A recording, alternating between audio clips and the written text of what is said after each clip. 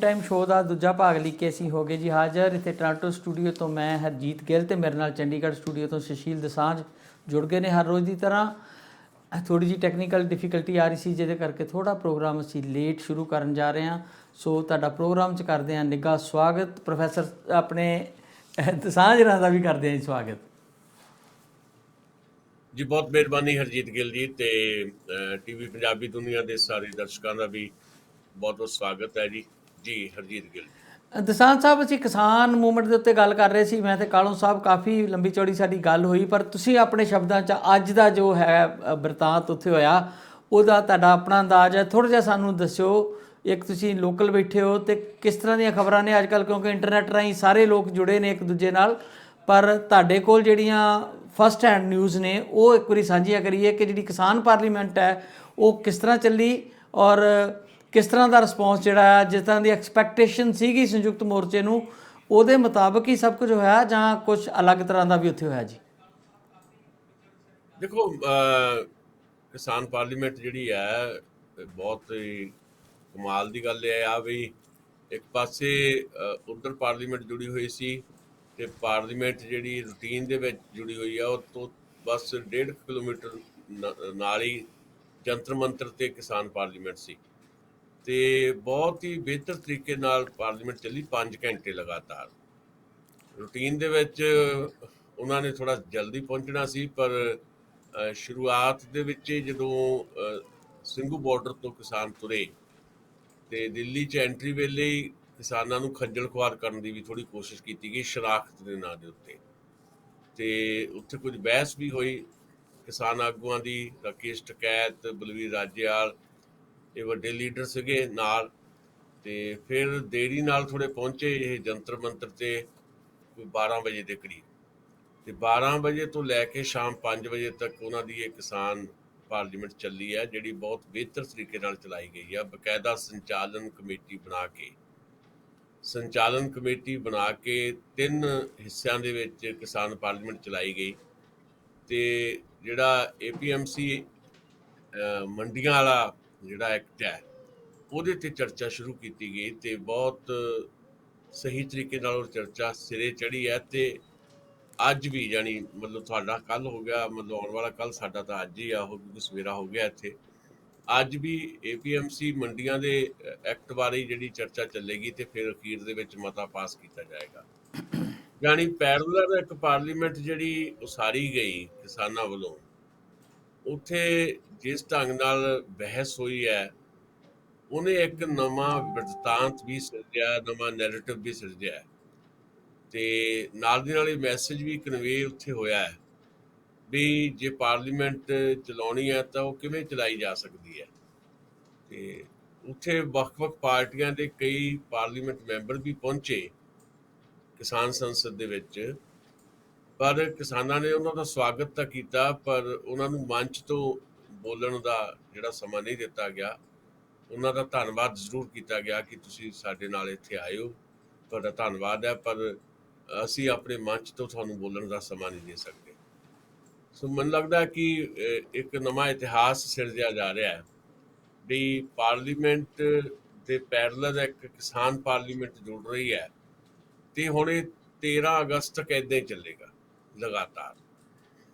ਤੇ ਨਾਲ ਦੀ ਨਾਲ ਇਹ ਹੈ ਵੀ ਅੱਜ ਪਾਰਲੀਮੈਂਟ ਕੰਪਲੈਕਸ ਦੇ ਵਿੱਚ ਕਿਸਾਨ ਜਿਹੜੇ ਮੁੱਦੇ ਨੇ ਜਾਂ 3 ਖੇਤੀ ਕਾਨੂੰਨ ਹੈ, ਇਹਨਾਂ ਮਾਮਲਿਆਂ ਨੂੰ ਲੈ ਕੇ ਕਾਂਗਰਸ ਪਾਰਟੀ ਦੇ ਸੰਸਦ ਮੈਂਬਰਾਂ ਨੇ ਵੀ ਪ੍ਰਦਰਸ਼ਨ ਕੀਤਾ ਰਾਹੁਲ ਗਾਂਧੀ ਦੀ ਅਗਵਾਈ ਦੇ ਵਿੱਚ, ਤੇ ਆਮ ਆਦਮੀ ਪਾਰਟੀ ਵੱਲੋਂ ਭਗਵੰਤ ਮਾਨ ਤੇ ਜਰਨੈਲ ਸਿੰਘ ਨੇ ਪ੍ਰੈਸ ਕਾਨਫਰੰਸ ਕੀਤੀ ਦਿੱਲੀ ਦੇ ਵਿੱਚ ਹੀ ਕਿਸਾਨਾਂ ਦੇ ਹੱਕ ਦੇ ਵਿੱਚ।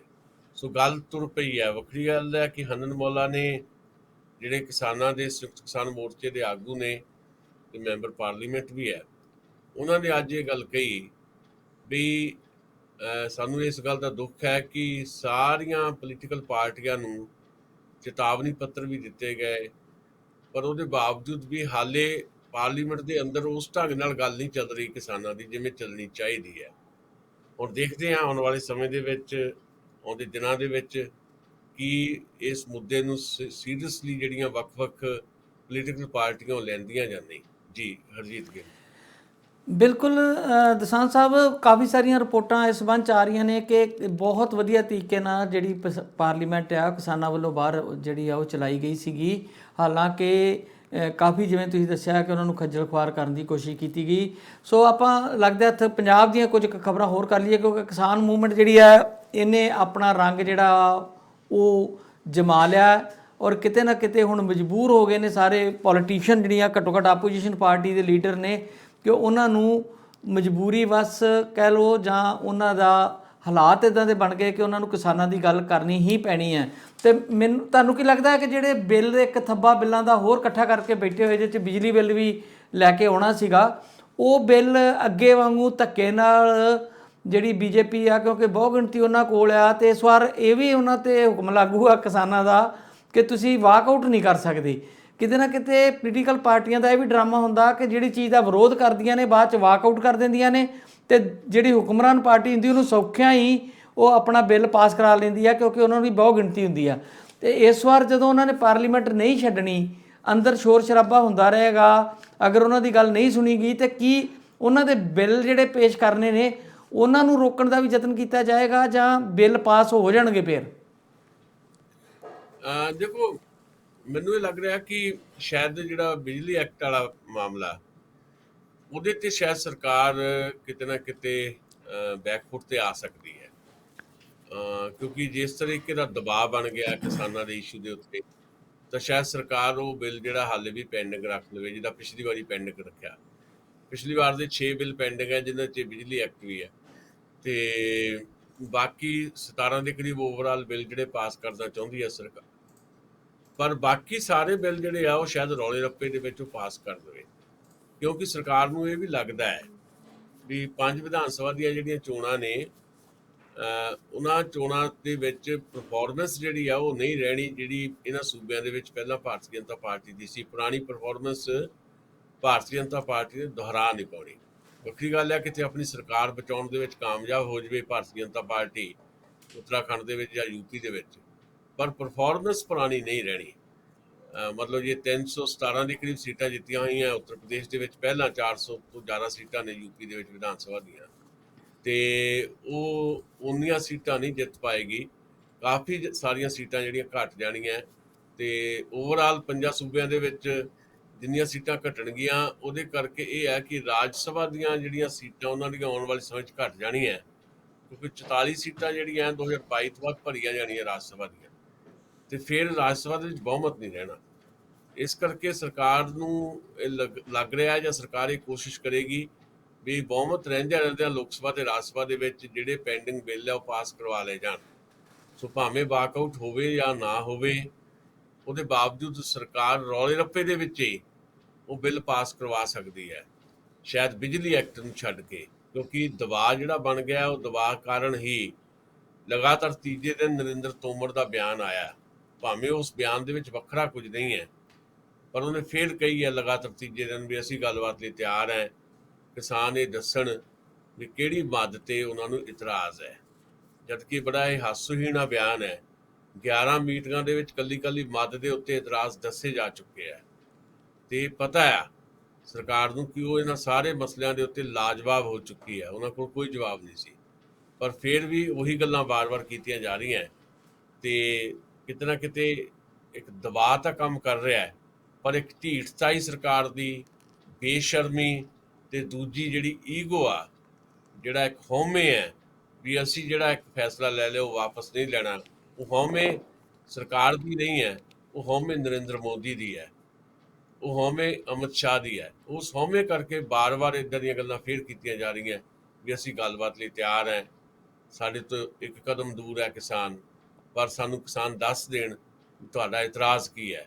ਇਤਰਾਜ਼ 11 ਮੀਟਿੰਗਾਂ ਦੇ ਵਿੱਚ ਦੱਸੇ ਜਾ ਚੁੱਕੇ ਹੈ, ਤੇ ਸਰਕਾਰ ਨੂੰ ਪਹਿਲੇ ਲਾਜਵਾਬ ਕੀਤਾ ਜਾ ਚੁੱਕਾ ਹੈ। ਦਸਾਂਝ ਸਾਹਿਬ, ਜਿਹੜੀ ਇਹ ਗੱਲ ਬਾਰ-ਬਾਰ ਦੁਹਰਾਈ ਜਾ ਰਹੀ ਆ ਕਿ ਕਿਸਾਨਾਂ ਨੇ ਕੱਲੀ ਮੱਦ ਦੇ ਉੱਤੇ ਸਰਕਾਰ ਨੂੰ ਜਿਹੜਾ ਆ ਉਹ ਮਤਲਬ ਲਾਜਵਾਬ ਕਰ ਦਿੱਤਾ ਸੀ। ਉਹਨਾਂ ਕੋਲ ਜਵਾਬ ਨਹੀਂ ਸੀ ਜਿਸ ਤਰੀਕੇ ਨਾਲ ਕਿਸਾਨਾਂ ਨੇ ਉਹਨਾਂ ਨੂੰ ਕੁਐਸਚਨ ਕੀਤੇ, ਔਰ ਕੱਲੀ ਕੱਲੀ ਮੱਤ ਦੇ ਉੱਤੇ, ਔਰ ਮੰਤਰੀਆਂ ਨੂੰ ਇਹ ਮੰਨਣਾ ਪਿਆ ਕਿ ਵਾਕਿਆ ਇਹ 'ਚ ਕੋਈ ਜਿਹੜੀਆਂ ਘਾਟਾਂ ਨੇ ਅਸੀਂ ਇਹਨੂੰ ਦੂਰ ਕਰ ਸਕਦੇ ਹਾਂ, ਇਹਨੂੰ ਵਾਪਸ ਲੈ ਸਕਦੇ ਹਾਂ, ਪਰ ਬਿੱਲ ਵਾਪਸ ਨਾ ਲਓ। ਪਰ ਕਿਸਾਨ ਸੰਯੁਕਤ ਕਿਸਾਨ ਮੋਰਚੇ ਕੋਲੋਂ ਆਮ ਲੋਕ ਜਿਹੜੇ ਆ ਇਹ ਡਿਮਾਂਡ ਕਰਦੇ ਸੀ ਕਿਤੇ ਨਾ ਕਿਤੇ, ਹੁਣ ਵੀ ਇਹ ਹੈ ਕਿ ਜਿਹੜੀਆਂ ਇਹ ਸਾਰੀਆਂ ਮੱਦਾਂ ਵਿਚਾਰੀਆਂ ਗਈਆਂ ਸੀ ਉਹਨੂੰ ਔਨ ਰੈਕਟ ਲਿਆ ਕੇ ਕਿ ਤਾਂ ਤੁਸੀਂ ਕੀ ਕੁਐਸਚਨ ਕੀਤਾ, ਉਹਨਾਂ ਨੇ ਕੀ ਜਵਾਬ ਦਿੱਤਾ, ਔਰ ਕਿਹੜੀ ਗੱਲ ਤੇ ਸਹਿਮਤੀ ਹੋਈ, ਉਹਨੂੰ ਪ੍ਰਿੰਟ ਕਰਕੇ, ਜਾਂ ਘੱਟੋ ਘੱਟ ਅੱਜ ਕੱਲ੍ਹ ਤੇ ਸੋਸ਼ਲ ਮੀਡੀਆ ਦਾ ਪਲੇਟਫਾਰਮ ਹੈ, ਕਿਸਾਨ ਜਥੇਬੰਦੀਆਂ ਇਹ ਕਾਰਵਾਈ ਕਿਉਂ ਨਹੀਂ ਕਰ ਰਹੀਆਂ ਕਿ ਉਹਨੂੰ ਪੂਰੇ ਦੇ ਪੂਰੇ ਨੂੰ ਜਿਹੜਾ ਆਊਟ ਕੀਤਾ ਜਾਵੇ, ਲੋਕਾਂ 'ਚ ਗੱਲ ਜਾਵੇ। ਔਰ ਦੂਸਰਾ, ਜੇ ਅਗਾਂਹ ਜਾ ਕੇ ਸਰਕਾਰ ਇਹਨਾਂ ਨਾਲ ਗੱਲਬਾਤ ਲਈ ਸਹਿਮਤ ਹੁੰਦੀ ਆ ਤਾਂ ਇਹ ਵੀ ਮੰਗ ਰੱਖੀ ਜਾਵੇ ਕਿ ਸਾਰੀ ਮੀਟਿੰਗ ਔਨ ਕੈਮਰਾ ਹੋਵੇ, ਤਾਂ ਕਿ ਸਾਰਾ ਰੈਕਟ ਰਵੇ ਕਿ ਲੋਕਾਂ ਤੱਕ ਸਹੀ ਗੱਲ ਪੋਜੀਸ਼ਨ ਜਿਹੜੀ ਉਹ ਜਾਵੇ। ਕਿਉਂਕਿ ਸਰਕਾਰ ਵਾਲੇ ਕਹਿੰਦੇ ਅਸੀਂ ਤਾਂ ਇੱਦਾਂ ਕਿਹਾ ਹੀ ਨਹੀਂ, ਅਤੇ ਜਿਹੜੇ ਲੀਡਰ ਨੇ ਉਹ ਕਹੀ ਜਾਂਦੇ ਆ ਕਿ ਅਸੀਂ ਕੱਲੀ ਕੱਲੀ ਮੱਦ ਦੇ ਉੱਤੇ ਉਹਨਾਂ ਨੂੰ ਹਰਾਤਾ। ਫਿਰ ਉਹਨੂੰ ਲਿਖਤੀ ਰੂਪ 'ਚ ਜਾਂ ਘੱਟੋ ਘੱਟ ਸੋਸ਼ਲ ਮੀਡੀਆ 'ਤੇ ਰਿਲੀਜ਼ ਕਿਉਂ ਨਹੀਂ ਕੀਤਾ ਜਾ ਰਿਹਾ ਸੰਯੁਕਤ ਮੋਰਚੇ ਨੂੰ? ਇਹ ਵੈਸੇ ਤੁਹਾਡੀ ਗੱਲ ਬਹੁਤ ਚੰਗੀ ਗੱਲ ਹੈ। ਇਹ ਗੱਲ ਕਿਸਾਨ ਜਥੇਬੰਦੀਆਂ ਤੱਕ ਪਹੁੰਚ ਗਈ ਹੋਏਗੀ ਲਾਜ਼ਮੀ ਤੌਰ ਦੇ ਉੱਤੇ, ਵੱਖ-ਵੱਖ ਥਾਵਾਂ ਤੋਂ ਗੱਲਾਂ ਉੱਠ ਰਹੀਆਂ। ਇਹ ਸਹੀ ਗੱਲ ਹੈ ਕਿ ਇਹ ਜ਼ਰੂਰੀ ਹੈ ਕਿ ਘੱਟੋ ਘੱਟ ਜਿਹੜਾ ਸਧਾਰਨ ਜਨ ਜਿਹੜਾ ਇਸ ਅੰਦੋਲਨ ਨਾਲ ਜੁੜਿਆ ਹੋਇਆ ਜਾਂ ਜਿਹੜਾ ਨਹੀਂ ਵੀ ਜੁੜਿਆ, ਜਿਹਨੂੰ ਇਹ ਸਮਝ ਨਹੀਂ ਆ ਰਹੀ ਵੀ ਅੜਿੱਕਾ ਕਿੱਥੇ ਹੈ, ਉਹਦੇ ਤੱਕ ਇਹ ਗੱਲ ਲਾਜ਼ਮੀ ਤੌਰ 'ਤੇ ਜਾਣੀ ਚਾਹੀਦੀ ਹੈ ਵੀ ਕਿੱਥੇ ਕਿੱਥੇ ਸਰਕਾਰ, ਜਿਹਦੇ ਬਾਰੇ ਦਾਅਵੇ ਕੀਤੇ ਜਾ ਰਹੇ ਆ ਵੱਖ-ਵੱਖ ਸਟੇਜਾਂ ਤੋਂ ਭਾਸ਼ਣ ਕਰਦਿਆਂ, ਹੁਣ ਵੀ ਕਿਸਾਨ ਪਾਰਲੀਮੈਂਟ ਦੇ ਵਿੱਚ ਵੀ ਇਹ ਗੱਲਾਂ ਹੋਈਆਂ ਵੀ ਸਰਕਾਰ ਜਿਹੜੀ ਉਹ ਲਾਜਵਾਬ ਹੋਈ ਹੈ। ਜਿਹੜਾ ਇਹ ਕਿਹਾ ਗਿਆ ਬਾਰ-ਬਾਰ ਵੀ ਸਰਕਾਰ ਨੇ ਇੱਥੇ ਤੱਕ ਕਹਿ ਦਿੱਤਾ ਵੀ ਠੀਕ ਆ ਚੱਕੋ ਪੈਨ, ਤੇ ਜਿੱਥੇ ਜਿੱਥੇ ਇਤਰਾਜ਼ ਆ ਕੱਟ ਦਿਓ, ਬਸ 90% 95% ਸਾਰਾ ਹੀ ਸਾਡੇ ਕਾਨੂੰਨ ਜਿਹੜੇ ਆ ਤੁਸੀਂ ਕੱਟ ਦਿਓ, ਜਿਹੜੀਆਂ ਮੱਦਾਂ ਕੱਟਣੀਆਂ 'ਚ ਜੋ ਸੋਧਾਂ ਕਰਦੀਆਂ ਕਰ ਲਓ, ਬਸ ਕਾਨੂੰਨ ਰੱਦ ਕਰਨ ਦਾ ਸ਼ਬਦ ਨਾ ਵਰਤੋ। ਤੇ ਫਿਰ ਨਾਲ ਇਹ ਕਿਹਾ ਸਰਕਾਰ ਨੇ ਵੀ ਸਾਰਾ ਕੁਝ ਤਾਂ ਤੁਸੀਂ ਖਤਮ ਕਰ ਦੇਣਾ ਹੈ, ਸਾਡੇ ਕੋਲ ਤਾਂ ਖਾਲੀ ਡੱਬਾ ਰਹਿ ਜਾਣਾ। ਤੇ ਕਿਸਾਨ ਜਥੇਬੰਦੀਆਂ ਦੇ ਆਗੂਆਂ ਨੇ ਕਿਹਾ ਕਿ ਸਾਨੂੰ ਇਹ ਖਾਲੀ ਡੱਬਾ ਵੀ ਚਾਹੀਦਾ, ਜੇ ਅਸੀਂ ਡੱਬੇ ਵਿੱਚੋਂ ਸਾਰਾ ਕੁਝ ਲੈ ਗਏ, ਡੱਬਾ ਸਾਡੇ ਕੋਲ ਨਾ ਹੋਇਆ ਤੇ ਖਿੰਡ ਜਾਣਾ, ਸਾਡੇ ਹੱਥ ਨਹੀਂ ਰਹਿਣਾ, ਤੇ ਤੁਸੀਂ ਇਸ ਡੱਬੇ ਜਦੋਂ ਮਰਜ਼ੀ ਜੋ ਮਰਜ਼ੀ ਕੂੜਾ ਫਿਰ ਤੋਂ ਭਰ ਸਕਦੇ ਹੋ, ਇਸ ਕਰਕੇ ਕਾਨੂੰਨਾਂ ਦਾ ਡੱਬਾ ਵੀ ਸਾਨੂੰ ਦੇ ਦਿਓ, ਇਹ ਵੀ ਭੰਨਣਾ ਹੈ। ਜੇ ਗੱਲਾਂ ਹੋਈਆਂ ਤਾਂ ਫਿਰ ਉਹ ਲਿਖਤੀ ਤੌਰ ਦੇ ਉੱਤੇ ਕੱਲੀ ਕੱਲੀ ਮੱਦ ਦੇ ਉੱਤੇ ਕਿਹੜੇ ਕਿਹੜੇ ਇਤਰਾਜ਼ ਸੀ, ਕਿਵੇਂ ਕਿਵੇਂ ਸਰਕਾਰ ਲਾਜਵਾਬ ਹੋਈ, ਉਹ ਦਸਤਾਵੇਜ਼ ਦੇ ਰੂਪ ਦੇ ਵਿੱਚ ਲਾਜ਼ਮੀ ਤੌਰ 'ਤੇ ਆਉਣਾ ਚਾਹੀਦਾ ਹੈ। ਮੈਂ ਵੀ ਯਤਨ ਕਰੂੰਗਾ ਕਿ ਜਿਨ੍ਹਾਂ ਜਥੇਬੰਦੀਆਂ ਦੇ ਆਗੂਆਂ ਨਾਲ ਮੇਰੇ ਨਿੱਜੀ ਸੰਪਰਕ ਨੇ ਉਹਨਾਂ ਨਾਲ ਜ਼ਰੂਰ ਇਹ ਗੱਲ ਸਾਂਝੀ ਕਰਾਂ, ਤੇ ਮੀਡੀਆ 'ਚ ਵੀ ਗੱਲ ਇਹ ਉੱਭਰਨੀ ਚਾਹੀਦੀ ਹੈ ਵੀ ਜਿੱਦਾਂ ਅਸੀਂ ਸਰਕਾਰ ਤੋਂ ਕਈ ਵਾਰੀ ਮੰਗ ਕਰਦੇ ਹਾਂ ਵੀ ਤੁਸੀਂ ਫਲਾਣੇ ਮਸਲੇ ਦੇ ਉੱਤੇ ਵਾਈਟ ਪੇਪਰ ਜਾਰੀ ਕਰੋ, ਇਹਦੇ ਕਿਸਾਨ ਜਥੇਬੰਦੀਆਂ ਦਾ ਸਾਂਝਾ ਜਿਹੜਾ ਮੋਰਚਾ ਆ ਉਹਨੂੰ ਵੀ ਇਹ ਲਾਜ਼ਮੀ ਕਿਤੇ ਨਾ ਕਿਤੇ ਕਰਨਾ ਚਾਹੀਦਾ ਹੈ ਵੀ ਹਾਂ ਇੱਕ ਦਸਤਾਵੇਜ਼ ਦੇ ਰੂਪ ਦੇ ਵਿੱਚ ਹੁਣ ਤੱਕ 8 ਮਹੀਨੇ ਦਾ ਜਿਹੜੀ ਕਾਰਗੁਜ਼ਾਰੀ ਹੈ ਕਿਸਾਨ ਅੰਦੋਲਨ ਦੀ ਜਾਂ ਪ੍ਰਾਪਤੀਆਂ ਨੇ, ਜਿੱਥੇ ਉਹ ਜਾਰੀ ਕੀਤੀਆਂ ਜਾਣ, ਉੱਥੇ 11 ਮੀਟਿੰਗਾਂ ਦਾ ਸਾਰ ਤੱਤ ਜਿਹੜਾ ਆ ਉਹ ਵੀ ਸਾਡੇ ਸਾਹਮਣੇ ਆਵੇ, ਤਾਂ ਜੋ ਜਿਹੜੇ ਸਧਾਰਨ ਤੋਂ ਸਧਾਰਨ ਕਿਸਾਨ ਵੀ ਹੈ ਉਹਨਾਂ ਕੋਲ ਇੱਕ ਜਵਾਬ ਹੋਵੇ। ਜੇ ਕੋਈ ਕੱਲ੍ਹ ਨੂੰ ਉਹਨਾਂ ਨੂੰ ਕੁਐਸਚਨ ਕਰਦਾ ਹੈ, ਮੀਡੀਆ ਕੁਐਸਚਨ ਕਰਦਾ ਹੈ ਜਾਂ ਸਰਕਾਰ ਦੇ ਨੁਮਾਇੰਦੇ ਕੁਐਸਚਨ ਕਰਦੇ ਆ, ਤਾਂ ਉਹ ਜਵਾਬ ਦੇਣ ਦੇ ਕਾਬਲ ਹੋਣ। ਇਹ ਬਹੁਤ ਜ਼ਰੂਰੀ ਗੱਲ ਹੈ ਤੇ ਮੈਨੂੰ ਲੱਗਦਾ ਕਿ ਇਹਦੇ 'ਤੇ ਗੱਲ ਵੀ ਹੋਣੀ ਚਾਹੀਦੀ ਹੈ ਤੇ ਕਿਸਾਨ ਜਥੇਬੰਦੀ ਦੇ ਆਗੂਆਂ ਨੂੰ ਇਹਦੇ ਬਾਰੇ ਕਿਹਾ ਵੀ ਜਾਣਾ ਚਾਹੀਦਾ ਹੈ, ਤਾਂ ਜੋ ਇੱਕ ਇਤਿਹਾਸ ਵੀ ਬਣ ਸਕੇ, ਕਿਉਂਕਿ ਇਹ ਸਾਰੀਆਂ ਚੀਜ਼ਾਂ ਇਤਿਹਾਸ ਬਣ ਰਹੀਆਂ। ਕਿਸਾਨਾਂ ਦਾ ਅੰਦੋਲਨ ਦੁਨੀਆ ਦੇ ਇਤਿਹਾਸ ਦੇ ਵਿੱਚ ਇੱਕ ਨਵੇਂ ਰੰਗ ਭਰ ਰਿਹਾ ਹੈ। ਮੈਨੂੰ ਤਾਂ ਇਹ ਵੀ ਲੱਗਦਾ ਹੈ ਕਿ ਆਉਣ ਵਾਲਾ ਸਮਾਂ ਜਿਹੜਾ ਆ, ਜਿੱਥੇ ਜਿੱਥੇ ਲੋਕ ਸਰਕਾਰਾਂ ਹੋਣਗੀਆਂ, ਕੱਲ੍ਹ ਨੂੰ ਸਾਡੇ ਮੁਲਕ ਦੀ ਤਾਂ ਮੈਂ ਗੱਲ ਨਹੀਂ ਕਰ ਰਿਹਾ, ਸਾਡੇ ਮੁਲਕ ਦੇ ਵਿੱਚ ਇਸ ਵੇਲੇ ਲੋਕ ਸਰਕਾਰ ਨਹੀਂ ਹੈ, ਪਰ ਦੁਨੀਆ ਦੇ ਮੁਲਕਾਂ ਦੇ ਵਿੱਚ, ਵੱਖ-ਵੱਖ ਮੁਲਕਾਂ ਦੇ ਵਿੱਚ ਇਸ ਅੰਦੋਲਨ ਨੂੰ ਪਾਠਕ੍ਰਮ ਦਾ ਹਿੱਸਾ ਬਣਾਇਆ ਜਾਏਗਾ, ਸਿਲੇਬਸ ਦਾ ਹਿੱਸਾ ਬਣਾਇਆ ਜਾਏਗਾ। ਜਦੋਂ ਦੁਨੀਆ ਦਾ ਇਤਿਹਾਸ ਪੜ੍ਹਾਇਆ ਜਾਏਗਾ ਭਵਿੱਖ ਦੇ ਵਿੱਚ, ਤਾਂ ਭਾਰਤ ਦਾ ਇੱਕ ਕਿਸਾਨ ਅੰਦੋਲਨ ਉਸ ਇਤਿਹਾਸ ਦਾ ਹਿੱਸਾ ਹੋਏਗਾ। ਤੇ ਜੇ ਇਤਿਹਾਸ ਦਾ ਹਿੱਸਾ ਹੋਣਾ ਹੈ ਇਸ ਰੂਪ ਦੇ ਵਿੱਚ, ਤਾਂ ਫਿਰ ਉਹਦੇ ਤੱਥ ਵੀ ਜਿਹੜੇ ਆ ਸਹੀ ਤਰੀਕੇ ਨਾਲ ਜਾਣੇ ਚਾਹੀਦੇ ਆ। ਨਹੀਂ, ਸਰਕਾਰਾਂ ਆਮ ਤੌਰ ਦੇ ਉੱਤੇ ਇਹ ਕਰਿਆ ਕਰਦੀਆਂ ਵੀ ਆਪਣੀ ਮਰਜ਼ੀ ਦਾ ਇਤਿਹਾਸ ਘੜ ਲਿਆ ਕਰਦੀਆਂ। ਇਹ ਬਿਲਕੁਲ ਤੱਥ ਜਿਹੜੇ ਆ ਜੀ ਆਉਣੇ ਚਾਹੀਦੇ ਆ, ਕਿਉਂਕਿ 150 ਦੇ ਕਰੀਬ ਹਰ ਵਾਰੀ ਮੈਂਬਰ ਜਾਂਦੇ ਸੀ ਕਿਸਾਨਾਂ ਦੇ, ਪਰ ਆਥੋਰਾਈਜ਼ ਉੱਥੇ 4 ਜਾਂ 5 ਬੰਦਿਆਂ ਨੂੰ ਕੀਤਾ ਜਾਂਦਾ ਸੀ ਆਨਸਰ ਕੁਐਸਚਨ ਕਰਨ ਲਈ, ਤੇ ਇਸੇ ਤਰ੍ਹਾਂ ਹੀ 3 ਮੰਤਰੀ ਉਹ ਮੀਟਿੰਗ 'ਚ ਬੈਠਦੇ ਸੀ। ਮੈਂ ਤੇ ਇਹ ਕਹਿੰਦਾ ਕਿ ਕੱਲੇ ਉਸ ਕਿਸਾਨ ਲੀਡਰ ਦਾ ਨਾਂ ਲੈ ਕੇ ਲਿਖਣਾ ਚਾਹੀਦਾ ਕਿ ਫਲਾਣੇ ਲੀਡਰ ਨੇ ਇਹ ਸਵਾਲ ਉਠਾਇਆ ਸੀ, ਮੰਤਰੀ ਨੇ ਇਹ ਜਵਾਬ ਦਿੱਤਾ, ਉਹਦੇ ਜਵਾਬ 'ਚ ਦੂਜੇ ਸਾਡੇ ਲੀਡਰ ਨੇ, ਕਿਸਾਨ ਲੀਡਰ ਨੇ ਇਹ ਗੱਲ ਕਹੀ, ਤੇ ਫਿਰ ਇਸ ਗੱਲ ਤੇ ਸਹਿਮਤੀ ਬਣੀ ਜਾਂ ਨਹੀਂ ਬਣੀ ਕਿ ਇਹ ਮੱਦ ਗਲਤ ਹੈ ਜਾਂ ਸਹੀ ਆ। ਕੱਲੀ ਚੀਜ਼ ਦਾ ਤੁਸੀਂ ਸਾਰੰਸ਼ ਕਿਹਾ ਹੈ, ਮੈਂ ਚਾਹੁੰਦਾ ਵਿਸਥਾਰਤ ਰਿਪੋਰਟ ਹੋਣੀ ਚਾਹੀਦੀ 11 ਦੀ 11 ਮੀਟਿੰਗਾਂ ਦੀ, ਭਾਵੇਂ ਉਹ 300 ਸਫ਼ੇ ਦੀ ਕਿਤਾਬ ਕਿਉਂ ਨਾ ਬਣ ਜੇ, ਕੱਲ ਨੂੰ ਇਤਿਹਾਸ ਬਣਨਾ ਇਸ ਚੀਜ਼ ਦਾ। ਔਰ ਕੱਲੀ ਗੱਲ ਤੇ ਸਰਕਾਰ ਕਿਵੇਂ ਝੂਠੀ ਪਈ, ਇਹ ਲੋਕਾਂ 'ਚ ਇਹਦੇ ਫੈਕਟਸ ਜਿਹੜੇ ਆ, ਤੱਥ ਜਿਹੜੇ ਆ ਉਹ ਜ਼ਰੂਰ ਜਾਣੇ ਚਾਹੀਦੇ ਆ।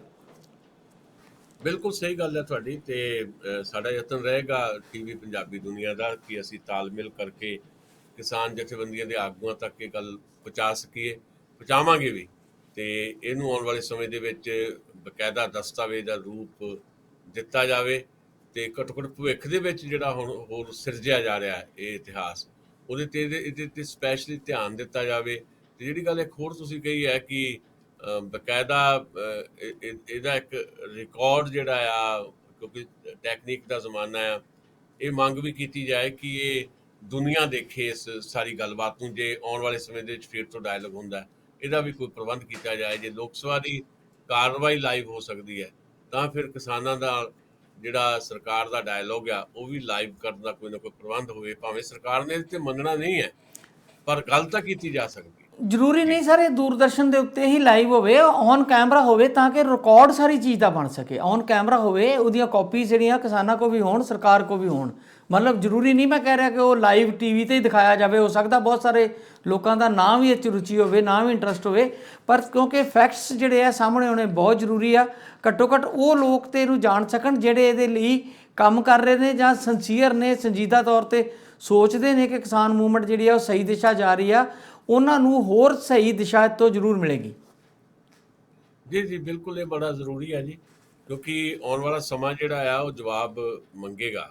ਵਕਤ ਨੇ ਤਾਂ ਲਾਜ਼ਮੀ ਤੌਰ ਦੇ ਉੱਤੇ ਸਵਾਲ ਕਰਨੇ ਹੁੰਦੇ ਆ, ਤੇ ਉਹਦੇ ਜਵਾਬ ਵੀ ਚਾਹੀਦੇ ਆ ਸਾਡੇ ਕੋਲ। ਇਸ ਕਰਕੇ ਇਹ ਯਤਨ ਤਾਂ ਲਾਜ਼ਮੀ ਤੌਰ ਤੇ ਕੀਤੇ ਜਾਣੇ ਚਾਹੀਦੇ ਆ ਜੀ।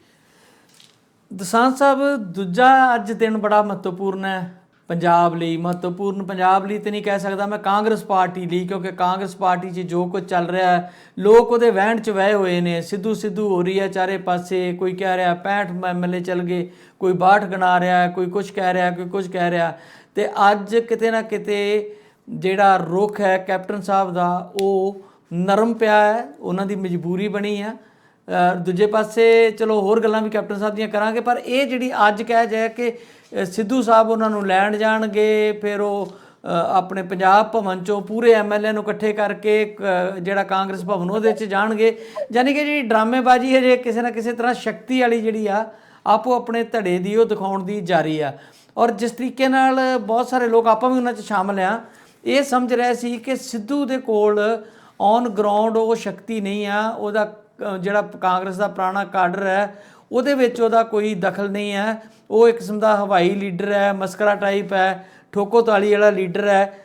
ਤੇ ਜਿਸ ਤਰੀਕੇ ਨਾਲ ਭਾਵੇਂ ਹਾਈ ਕਮਾਂਡ ਦੀ ਸ਼ਹਿ ਥੱਲੇ ਹੋਇਆ, ਜਿਸ ਤਰੀਕੇ ਨਾਲ ਪਲੜਾ ਭਾਰੀ ਹੋਇਆ, ਜਿਸ ਤਰੀਕੇ ਨਾਲ ਸਾਰੇ MLA ਉਲਟ ਕੇ ਸਿੱਧੂ ਵਾਲੇ ਪਾਸੇ ਨੂੰ ਹੋਏ, ਇਹ ਜਿਹੜੀ ਰਾਜਨੀਤੀ ਆ, ਪਹਿਲਾਂ ਤੁਸੀਂ ਇਹਦਾ ਥੋੜ੍ਹਾ ਜਿਹਾ ਆਪਣੇ ਹਿਸਾਬ ਨਾਲ ਦੱਸੋ, ਫਿਰ ਆਪਾਂ ਹੋਰ ਅੱਗੇ ਗੱਲ ਕਰਾਂਗੇ।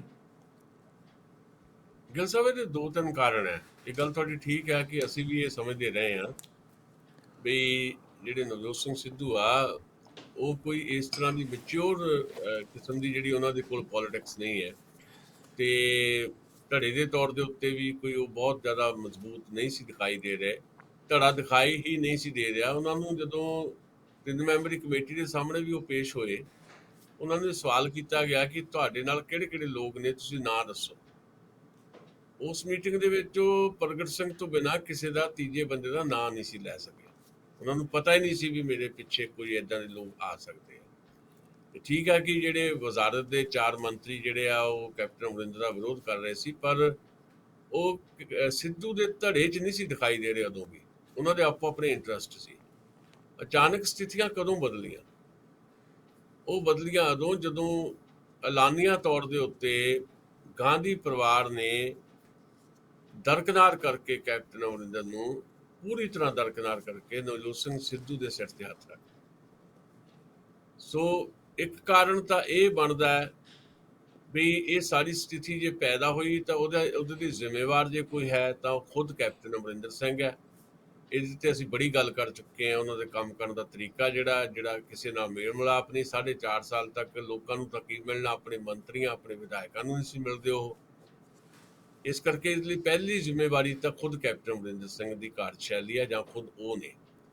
ਦੂਜਾ ਜਿਹੜਾ ਕਾਰਨ ਹੈ ਜਿਹੜਾ ਇਸ ਵੇਲੇ ਐਡਾ ਵੱਡਾ ਸਮਰਥਨ ਦਿਖਾਈ ਦਿੱਤਾ, ਉਹ ਹੈਗਾ ਹਾਈ ਕਮਾਂਡ ਦਾ ਐਲਾਨੀਆਂ ਖੁੱਲ੍ਹੇ ਤੌਰ ਤੇ ਕੈਪਟਨ ਨੂੰ ਪਾਸੇ ਕਰਕੇ ਤੇ ਪੂਰੀ ਤਰ੍ਹਾਂ ਨਜ਼ਰਅੰਦਾਜ਼ ਕਰਕੇ ਨਵਜੋਤ ਸਿੰਘ ਸਿੱਧੂ ਨੂੰ ਸਰਪ੍ਰਸਤੀ ਦੇਣੀ।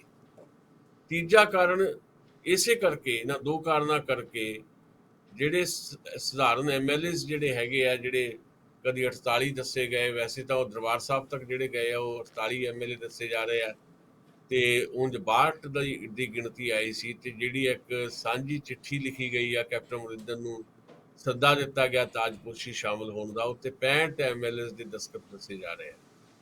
ਇਹ ਸਾਰੇ ਲੋਕ ਕਿਉਂ ਆਏ? ਉਹ ਇਹ ਦੋ ਕਾਰਨਾਂ ਕਰਕੇ ਆਏ ਆ।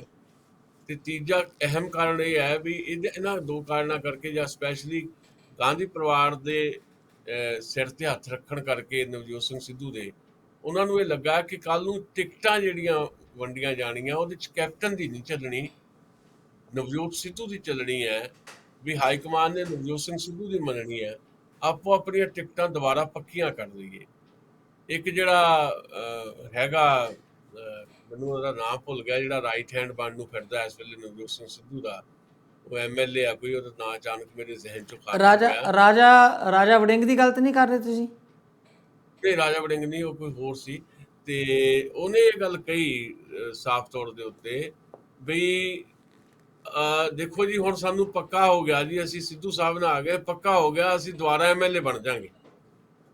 ਤੇ ਨਾਲ ਉਹ ਹੱਸ ਰਹੇ ਨੇ ਨਵਜੋਤ ਸਿੰਘ ਸਿੱਧੂ ਉਹਦੀ ਇਸ ਗੱਲ ਤੇ, ਜਾਨੀ ਉਹਨਾਂ ਨੂੰ ਲੱਗਦਾ ਹੈ ਵੀ ਸਾਡੀ ਟਿਕਟ ਦੁਬਾਰਾ ਪੱਕੀ ਨਵਜੋਤ ਸਿੰਘ ਸਿੱਧੂ ਧੜੇ ਨਾਲ ਰਲ ਕੇ ਹੀ ਹੋਣੀ ਆ। ਇਸ ਕਰਕੇ ਉਹ ਸਾਰੇ ਲੋਕ ਜਿਹੜੇ ਇੱਕਦਮ ਪਲੜਾ ਭਾਰੀ ਜਿਹੜਾ ਹੋਇਆ, ਉਹ ਸਿਰਫ ਤੇ ਸਿਰਫ ਗਾਂਧੀ ਪਰਿਵਾਰ ਦਾ ਜਿਹੜਾ ਹੱਥ ਹੈ ਨਵਜੋਤ ਸਿੰਘ ਸਿੱਧੂ ਤੇ, ਉਹਦੇ ਕਰਕੇ ਅਚਾਨਕ ਹੀ ਜਿਹੜੇ ਕੈਪਟਨ ਦੇ ਕੈਂਪ ਦੇ ਲੋਕ ਸੀ ਉਹ ਵੀ ਉੱਧਰ ਦਿਖਾਈ ਦੇਣ ਲੱਗ ਪਏ। ਇਹਦਾ ਮਤਲਬ ਕੀ ਹੋਇਆ ਕਿ ਕਿਸੇ ਦਾ ਕੋਈ ਮਤਲਬ ਪੱਕੇ ਤੌਰ ਤੇ ਦੁਸ਼ਮਣ ਨਹੀਂ, ਕੋਈ ਮਿੱਤਰ ਨਹੀਂ, ਕਿਸੇ ਦਾ ਕੋਈ ਧੜਾ ਨਹੀਂ, ਸਿਰਫ ਆਪੋ ਆਪਣਾ ਭਵਿੱਖ ਹੈ, ਆਪੋ ਆਪਣਾ ਪੋਲੀਟੀਕਲ ਕਰੀਅਰ ਹੈ, ਆਪੋ ਆਪਣੀ ਟਿਕਟ ਹੈ, ਆਪੋ ਆਪਣੀ ਸੀਟ ਹੈ। ਇਸ ਤੋਂ ਬਿਨਾਂ ਕੁਝ ਨਹੀਂ ਹੈ। ਕੋਈ ਪੱਕੇ ਤੌਰ ਤੇ ਕਿਸੇ ਦਾ ਹਮਾਇਤੀ ਨਹੀਂ ਹੈ, ਕੋਈ ਆਈਡੀਓਲੋਜੀ ਨਹੀਂ ਹੈ, ਸਿਰਫ ਆਪੋ ਆਪਣੀ ਕੁਰਸੀ ਬਚਾਉਣੀ ਹੈ, ਇਸ ਤੋਂ ਬਿਨਾਂ ਕੁਝ ਨਹੀਂ ਹੈ। ਬਿਲਕੁਲ ਠੀਕ ਕਹਿ ਰਹੇ ਹੋ ਦਸਾਂਝ ਸਾਹਿਬ। ਇਹ ਸਾਰੀ ਕਹਾਣੀ ਦੇ ਪਿੱਛੇ ਜਿਸ ਤਰ੍ਹਾਂ ਆਪਾਂ ਦੇਖਦੇ ਆ, ਆਪਾਂ ਚਰਚਾ ਵੀ ਕਰਦੇ ਆਏ ਆ ਕਿ ਜਿਹੜੀ ਹਾਈ ਕਮਾਂਡ ਹੈ, ਉਹ ਹਾਈ ਕਮਾਂਡ ਦਰਅਸਲ ਕੋਈ ਹੈ ਹੀ ਨਹੀਂ। ਇੱਕ ਪਰਿਵਾਰ ਆ ਤੇ ਉਹਦੇ 3 ਮੈਂਬਰ ਆ, ਉਹ ਤਿੰਨਾਂ ਦੀ ਵੀ ਆਪੋ 'ਚ ਬਾਡੀ ਲੈਂਗੁਏਜ ਨਹੀਂ ਮਿਲਦੀ, ਜਾਂ ਉਹਨਾਂ ਦਾ ਤਿੰਨਾਂ ਦਾ ਇੱਕ ਪੇਜ ਤੇ ਨਾ ਹੋਣਾ ਵੀ ਆਪਾਂ ਆਪਣੇ ਦਰਸ਼ਕਾਂ ਨਾਲ ਸਾਂਝਾ ਕਰਦੇ ਰਹੇ ਹਾਂ।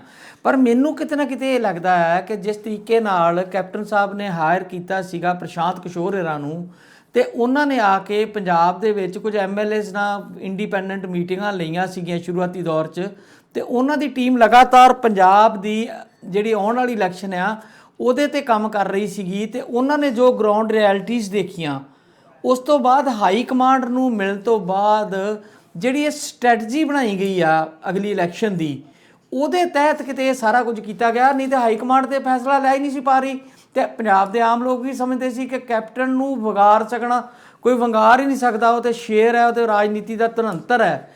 ਪਰ ਜਿਸ ਤਰੀਕੇ ਨਾਲ ਇਹ ਸਾਰਾ ਕੁਝ ਹੋਇਆ, ਫਿਰ ਉਸ ਤੋਂ ਬਾਅਦ ਜਦੋਂ ਪ੍ਰਸ਼ਾਂਤ ਕਿਸ਼ੋਰ ਨੇ ਮੀਟਿੰਗਾਂ ਕੀਤੀਆਂ, ਉਹਦੇ ਤੋਂ ਬਾਅਦ ਰਾਹੁਲ ਗਾਂਧੀ ਨੇ ਆਪਣੇ ਵਿਅਕਤੀ ਭੇਜੇ, ਬੰਦੇ ਭੇਜੇ, ਵੱਖ-ਵੱਖ MLA ਨੂੰ ਸਿੱਧੇ ਫੋਨ ਕੀਤੇ, ਔਰ ਸਾਰੀ ਜਿਹੜੀ ਹਕੀਕਤ ਹੈ ਉਹਨੂੰ ਸਮਝਿਆ, ਔਰ ਸਾਰਾ ਕੁਝ ਪ੍ਰਸ਼ਾਂਤ ਕਿਸ਼ੋਰ ਦੀ ਬਣਾਈ ਹੋਈ ਸਟ੍ਰੈਟਜੀ ਦੇ ਅਨੁਸਾਰ ਜਿਹੜਾ ਇਹ ਕੰਮ ਕੀਤਾ ਗਿਆ।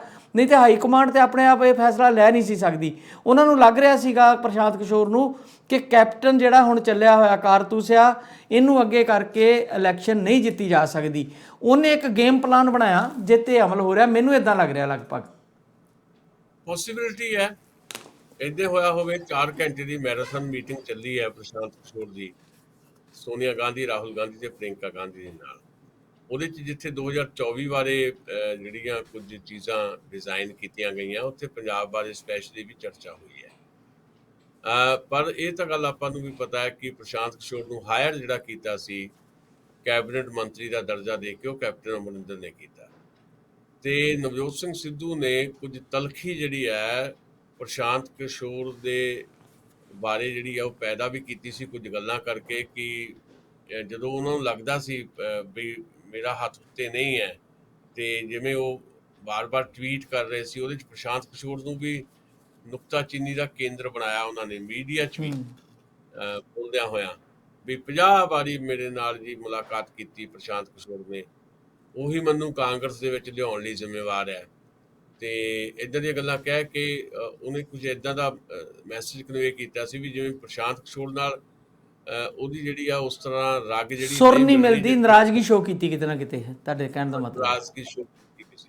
ਸੋ ਪਤਾ ਨਹੀਂ ਇਹ ਹੁਣ ਪ੍ਰਸ਼ਾਂਤ ਕਿਸ਼ੋਰ ਦੀ ਮੰਨੀ ਗਈ ਆ, ਉਹਦਾ ਨਵਾਂ ਪਲਾਨ ਹੈ ਇਹ ਵੀ ਹਾਂ ਉੱਦਾਂ ਅਸੀਂ ਜਿੱਤ ਨਹੀਂ ਸਕਦੇ, ਜੇ ਜਿੱਤਣਾ ਤਾਂ ਕੈਪਟਨ ਦੇ ਪੈਰਲਰ ਕੋਈ ਬੰਦਾ ਚਾਹੀਦਾ ਨਵਜੋਤ ਸਿੰਘ ਸਿੱਧੂ ਵਰਗਾ, ਤਾਂ ਜੋ ਲੋਕਾਂ ਕੋਲ ਜਾ ਸਕੀਏ। ਇਹ ਗੱਲ ਇਹ ਵੀ ਹੋਈ ਸੀ, ਇਹ ਤੁਹਾਨੂੰ ਯਾਦ ਹੋਣਾ ਕਿ ਜਦੋਂ ਕੈਪਟਨ ਸਾਹਿਬ ਦਿੱਲੀ ਗਏ ਤੇ ਸੋਨੀਆ ਗਾਂਧੀ ਨਾਲ ਮੁਲਾਕਾਤ ਤੋਂ ਬਾਅਦ ਉਹਦੀ ਪ੍ਰਸ਼ਾਂਤ ਕਿਸ਼ੋਰ ਨਾਲ ਵੀ ਮੁਲਾਕਾਤ ਹੋਈ, ਜਿਹਦੇ ਬਾਰੇ ਖਬਰਾਂ ਇਹ ਆਈਆਂ ਵੀ ਪ੍ਰਸ਼ਾਂਤ ਕਿਸ਼ੋਰ ਨੇ ਕੁਝ ਕੌੜੀਆਂ ਗੱਲਾਂ ਵੀ ਕਹੀਆਂ ਕੈਪਟਨ ਅਮਰਿੰਦਰ ਨੂੰ ਵੀ ਤੁਸੀਂ ਜਿਹੜੇ ਆਪਾਂ ਪੁਰਾਣਾ ਪਲਾਨ ਕੀਤਾ ਸੀ, ਉਹ ਵਾਅਦੇ ਕੀਤੇ ਸੀ, ਤੇ ਉਹ ਤਾਂ ਇੱਕ ਵੀ ਆਪਾਂ ਪੂਰਾ ਨਹੀਂ ਕਰ ਪਏ, ਹੁਣ ਕਿਹੜੇ ਮੂੰਹ ਨਾਲ ਮੈਂ ਕਿਹੜੇ ਨਵੇਂ ਵਾਅਦੇ ਲੈ ਕੇ ਜਾਵਾਂ ਲੋਕਾਂ ਕੋਲ।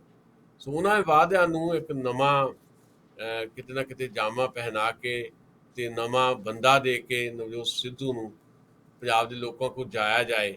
ਇਹ ਪੋਸੀਬਿਲਿਟੀ ਹੈ, ਇਹ ਪਲਾਨ ਫਿਰ ਨਵੇਂ ਸਿਰੇ ਤੋਂ ਘੜਿਆ ਗਿਆ ਹੋਵੇ ਵੀ ਇਹੀ ਤਰੀਕਾ ਆ ਵੀ ਲੋਕਾਂ ਨੂੰ ਇਹ ਤਾਂ ਕਿਹਾ ਜਾਏ ਨਵਜੋਤ ਸਿੰਘ ਸਿੱਧੂ ਨੂੰ ਅੱਗੇ ਲਾ ਕੇ, ਨਵਜੋਤ ਸਿੰਘ ਸਿੱਧੂ ਇਹ ਕਹਿਣ ਵੀ ਦੇਖੋ ਸਰਕਾਰ ਭਾਵੇਂ ਸਾਡੀ ਸੀ, ਮੈਂ ਇਸੇ ਕਰਕੇ ਸਰਕਾਰ ਦੇ ਅੰਦਰ ਆਪਣੀ ਸਰਕਾਰ ਦੇ ਖਿਲਾਫ ਲੜਦਾ ਰਿਹਾ ਤੁਹਾਡੇ ਲਈ, ਤੇ ਮੈਂ ਹੈਗਾ ਹੁਣ ਤੁਹਾਡੇ ਲਈ।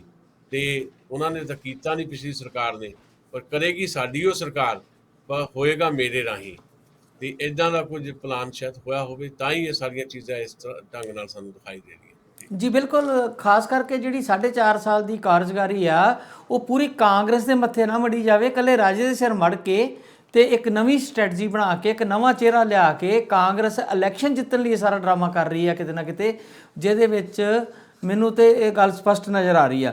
ਦੂਜੇ ਪਾਸੇ ਪ੍ਰਸ਼ਾਂਤ ਕਿਸ਼ੋਰ ਜਿਹੜਾ ਆ, ਭਾਵੇਂ ਉਹ ਇੱਕ ਫਰਮ ਚਲਾਉਂਦੇ ਨੇ, ਉਹਨਾਂ ਦਾ ਧੰਦਾ ਆ, ਉਹ 'ਚੋਂ ਪੈਸੇ ਕਮਾਉਂਦੇ ਨੇ, ਪਰ ਕਿਤੇ ਨਾ ਕਿਤੇ ਉਹਨਾਂ ਦਾ ਵੀ ਵਕਾਰ ਬਣਿਆ ਹੋਇਆ, ਇੱਕ ਉਹਨਾਂ ਦਾ ਇੰਨਾ ਕੌਨਫੀਡੈਂਸ ਲੈਵਲ ਹੈ ਕਿ ਉਹ ਜਿਹੜੀ ਚੀਜ਼ ਨੂੰ ਹੱਥ ਪਾਉਂਦਾ ਹੈ ਲੱਗਦਾ ਹੈ ਕਿ ਉਹ ਤੋਂ ਵਾਪਸ। ਆਪਾਂ ਜਾਣਦੇ ਹਾਂ ਹੁਣ ਜਦੋਂ ਬੰਗਾਲ ਦੀ ਵਿਧਾਨ ਸਭਾ ਦੀ ਇਲੈਕਸ਼ਨ ਦੇ ਵਿੱਚ ਬੜਾ ਵੱਧ ਚੜ ਕੇ ਬੀਜੇਪੀ ਨੇ ਕਿਹਾ ਸੀ ਕਿ ਅਸੀਂ 200 ਤੋਂ ਉੱਤੇ ਪਾਰ ਕਰ ਰਹੇ ਹਾਂ, ਤੇ ਪ੍ਰਸ਼ਾਂਤ ਕਿਸ਼ੋਰ ਨੇ ਬੜੇ ਠਰਮੇ ਨਾਲ ਕਿਹਾ ਸੀ ਕਿ ਜੇ 100 ਦਾ ਵੀ ਇਹ ਟੀਚਾ ਪਾਰ ਕਰ ਜਾਣ ਤੇ ਮੈਂ ਅਸਤੀਫਾ ਦੇ ਦਿਆਂਗਾ, ਸਦਾ ਲਈ ਇਸ ਕੰਮ 'ਚ ਹੀ ਨਹੀਂ ਆਵਾਂਗਾ। ਤੇ ਉਹਦਾ ਬਿਲਕੁਲ ਉਹਦਾ ਜਿਹੜਾ ਐਨਾਲਿਸਿਸ ਸੀ ਉਹ ਸਹੀ ਹੋਇਆ, ਯਾਨੀ ਕਿ ਉਹਦੀ ਪਕੜ ਵੀ ਹੈ, ਜੋ ਵੀ ਆ ਉਹਦੀ ਗਰਾਊਂਡ ਤੇ ਜੋ ਵੀ ਉਹਦੀ ਟੀਮ ਹੈ, ਜੋ ਉਹਦੀ ਸਟ੍ਰੈਟਜੀ ਬਣਾਉਂਦਾ ਉਹ ਵੀ ਹੈ, ਤੇ ਨਾਲ ਦੀ ਨਾਲ ਉਹਦਾ ਵਕਾਰ ਵੀ ਆ।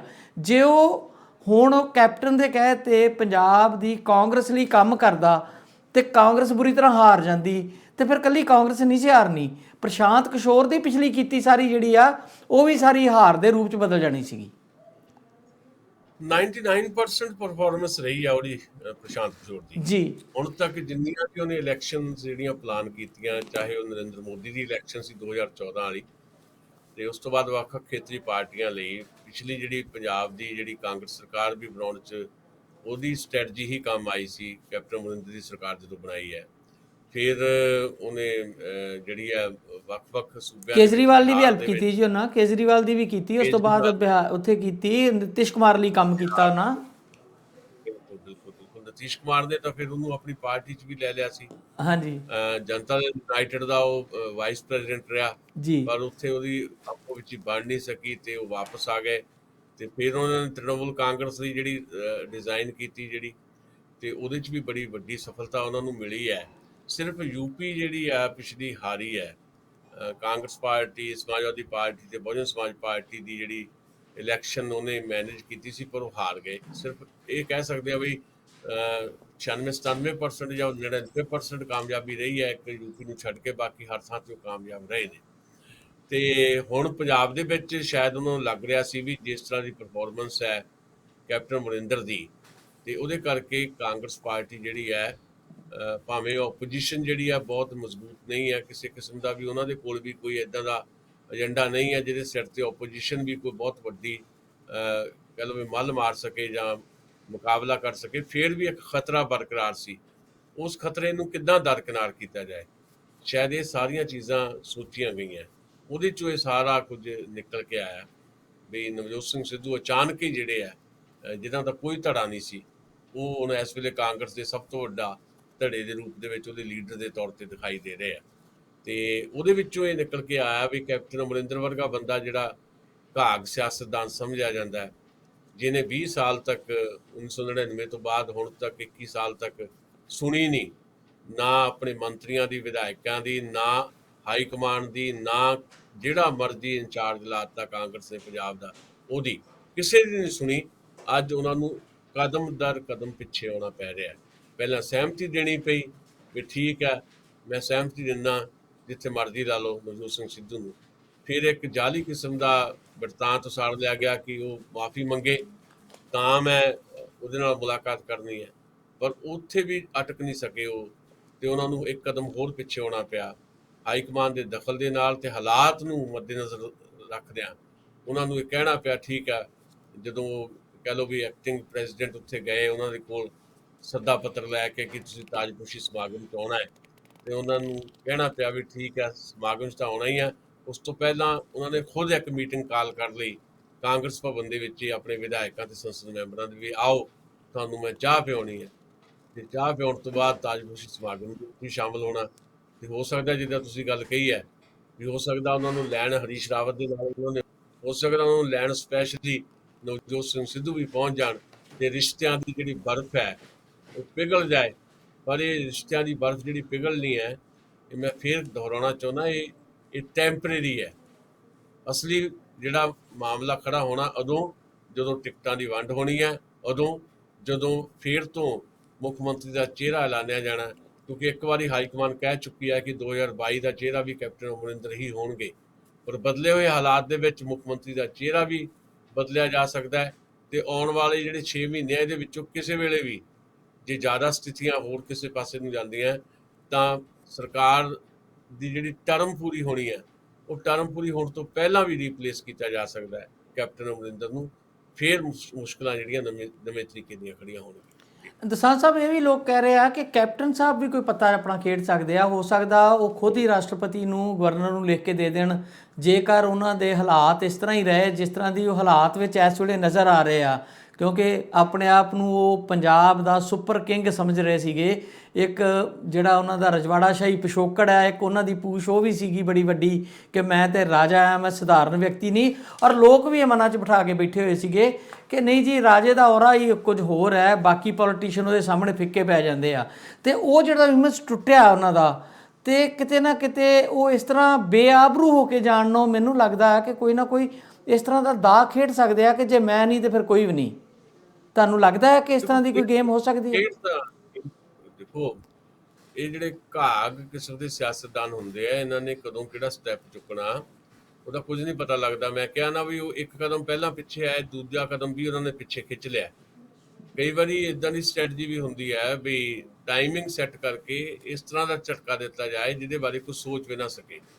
ਸੋ ਕੁਝ ਵੀ ਖੇਡ ਜਿਹੜੀ ਆ ਕੋਈ ਵੀ ਖੇਡੀ ਜਾ ਸਕਦੀ ਹੈ, ਪਰ ਜਿਹੜੀ ਇਸ ਵੇਲੇ ਸਥਿਤੀ ਹੈ ਨਾ ਜੀ, ਜਿਹੜੀ ਪਪੂਲੈਰਿਟੀ ਗੇਨ ਕੀਤੀ ਹੈ ਨਵਜੋਤ ਸਿੰਘ ਸਿੱਧੂ ਨੇ, ਉਹਦਾ ਇੱਕ ਕਾਰਨ ਇਹ ਹੈ ਵੀ ਜਿਹੜੇ 5 ਸਾਲ ਪਹਿਲਾਂ ਜਾਂ ਪਿਛਲੇ ਕੁਝ ਸਾਲਾਂ ਦੇ ਵਿੱਚ ਇੱਕ ਸਧਾਰਨ ਜਿਹੜਾ ਬੰਦਾ ਆ ਉਹਨੇ ਇਹ ਸੋਚ ਲਿਆ, ਜਿਹੜਾ ਐਂਟੀ ਬੀਜੇਪੀ ਤੇ ਐਂਟੀ ਅਕਾਲੀ ਹੈ, ਉਹਨੇ ਸੋਚ ਲਿਆ ਸੀ ਵੀ ਜੇ ਬਾਦਲਾਂ ਨੂੰ ਕੋਈ ਟੱਕਰ ਦੇ ਸਕਦਾ ਹੈ ਤਾਂ ਉਹ ਕੈਪਟਨ ਅਮਰਿੰਦਰ ਹੈ। ਕਿਉਂਕਿ ਜਿਹੜੀ ਲੈਂਗੁਏਜ ਉਹ ਯੂਜ਼ ਕਰਦੇ ਸੀ, ਭਾਸ਼ਾ ਦੀ ਆਪਣੀ ਇੱਕ ਰਾਜਨੀਤੀ ਹੁੰਦੀ ਹੈ।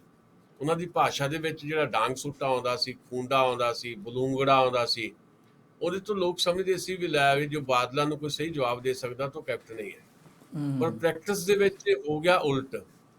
ਉਹ ਚੋਣਾਂ ਤੋਂ ਪਹਿਲਾਂ ਤਾਂ ਇਹ ਲਫ਼ਜ਼ ਵਰਤੇ ਜਾਂਦੇ ਰਹੇ, ਚੋਣਾਂ ਤੋਂ ਬਾਅਦ ਸਾਹਮਣੇ ਇਹ ਆਇਆ ਵੀ ਇੱਥੇ ਤਾਂ ਗੱਲ ਹੀ ਹੋਰ ਉਲਟ ਹੋ ਗਈ ਹੈ। ਇਹ ਤਾਂ ਸਾਰਾ ਕੁਝ ਹੀ ਐਂ ਲੱਗਦਾ ਜਿੱਦਾਂ ਰਲ ਮਿਲ ਕੇ ਸਰਕਾਰ ਚੱਲ ਰਹੀ ਹੁੰਦੀ ਹੈ।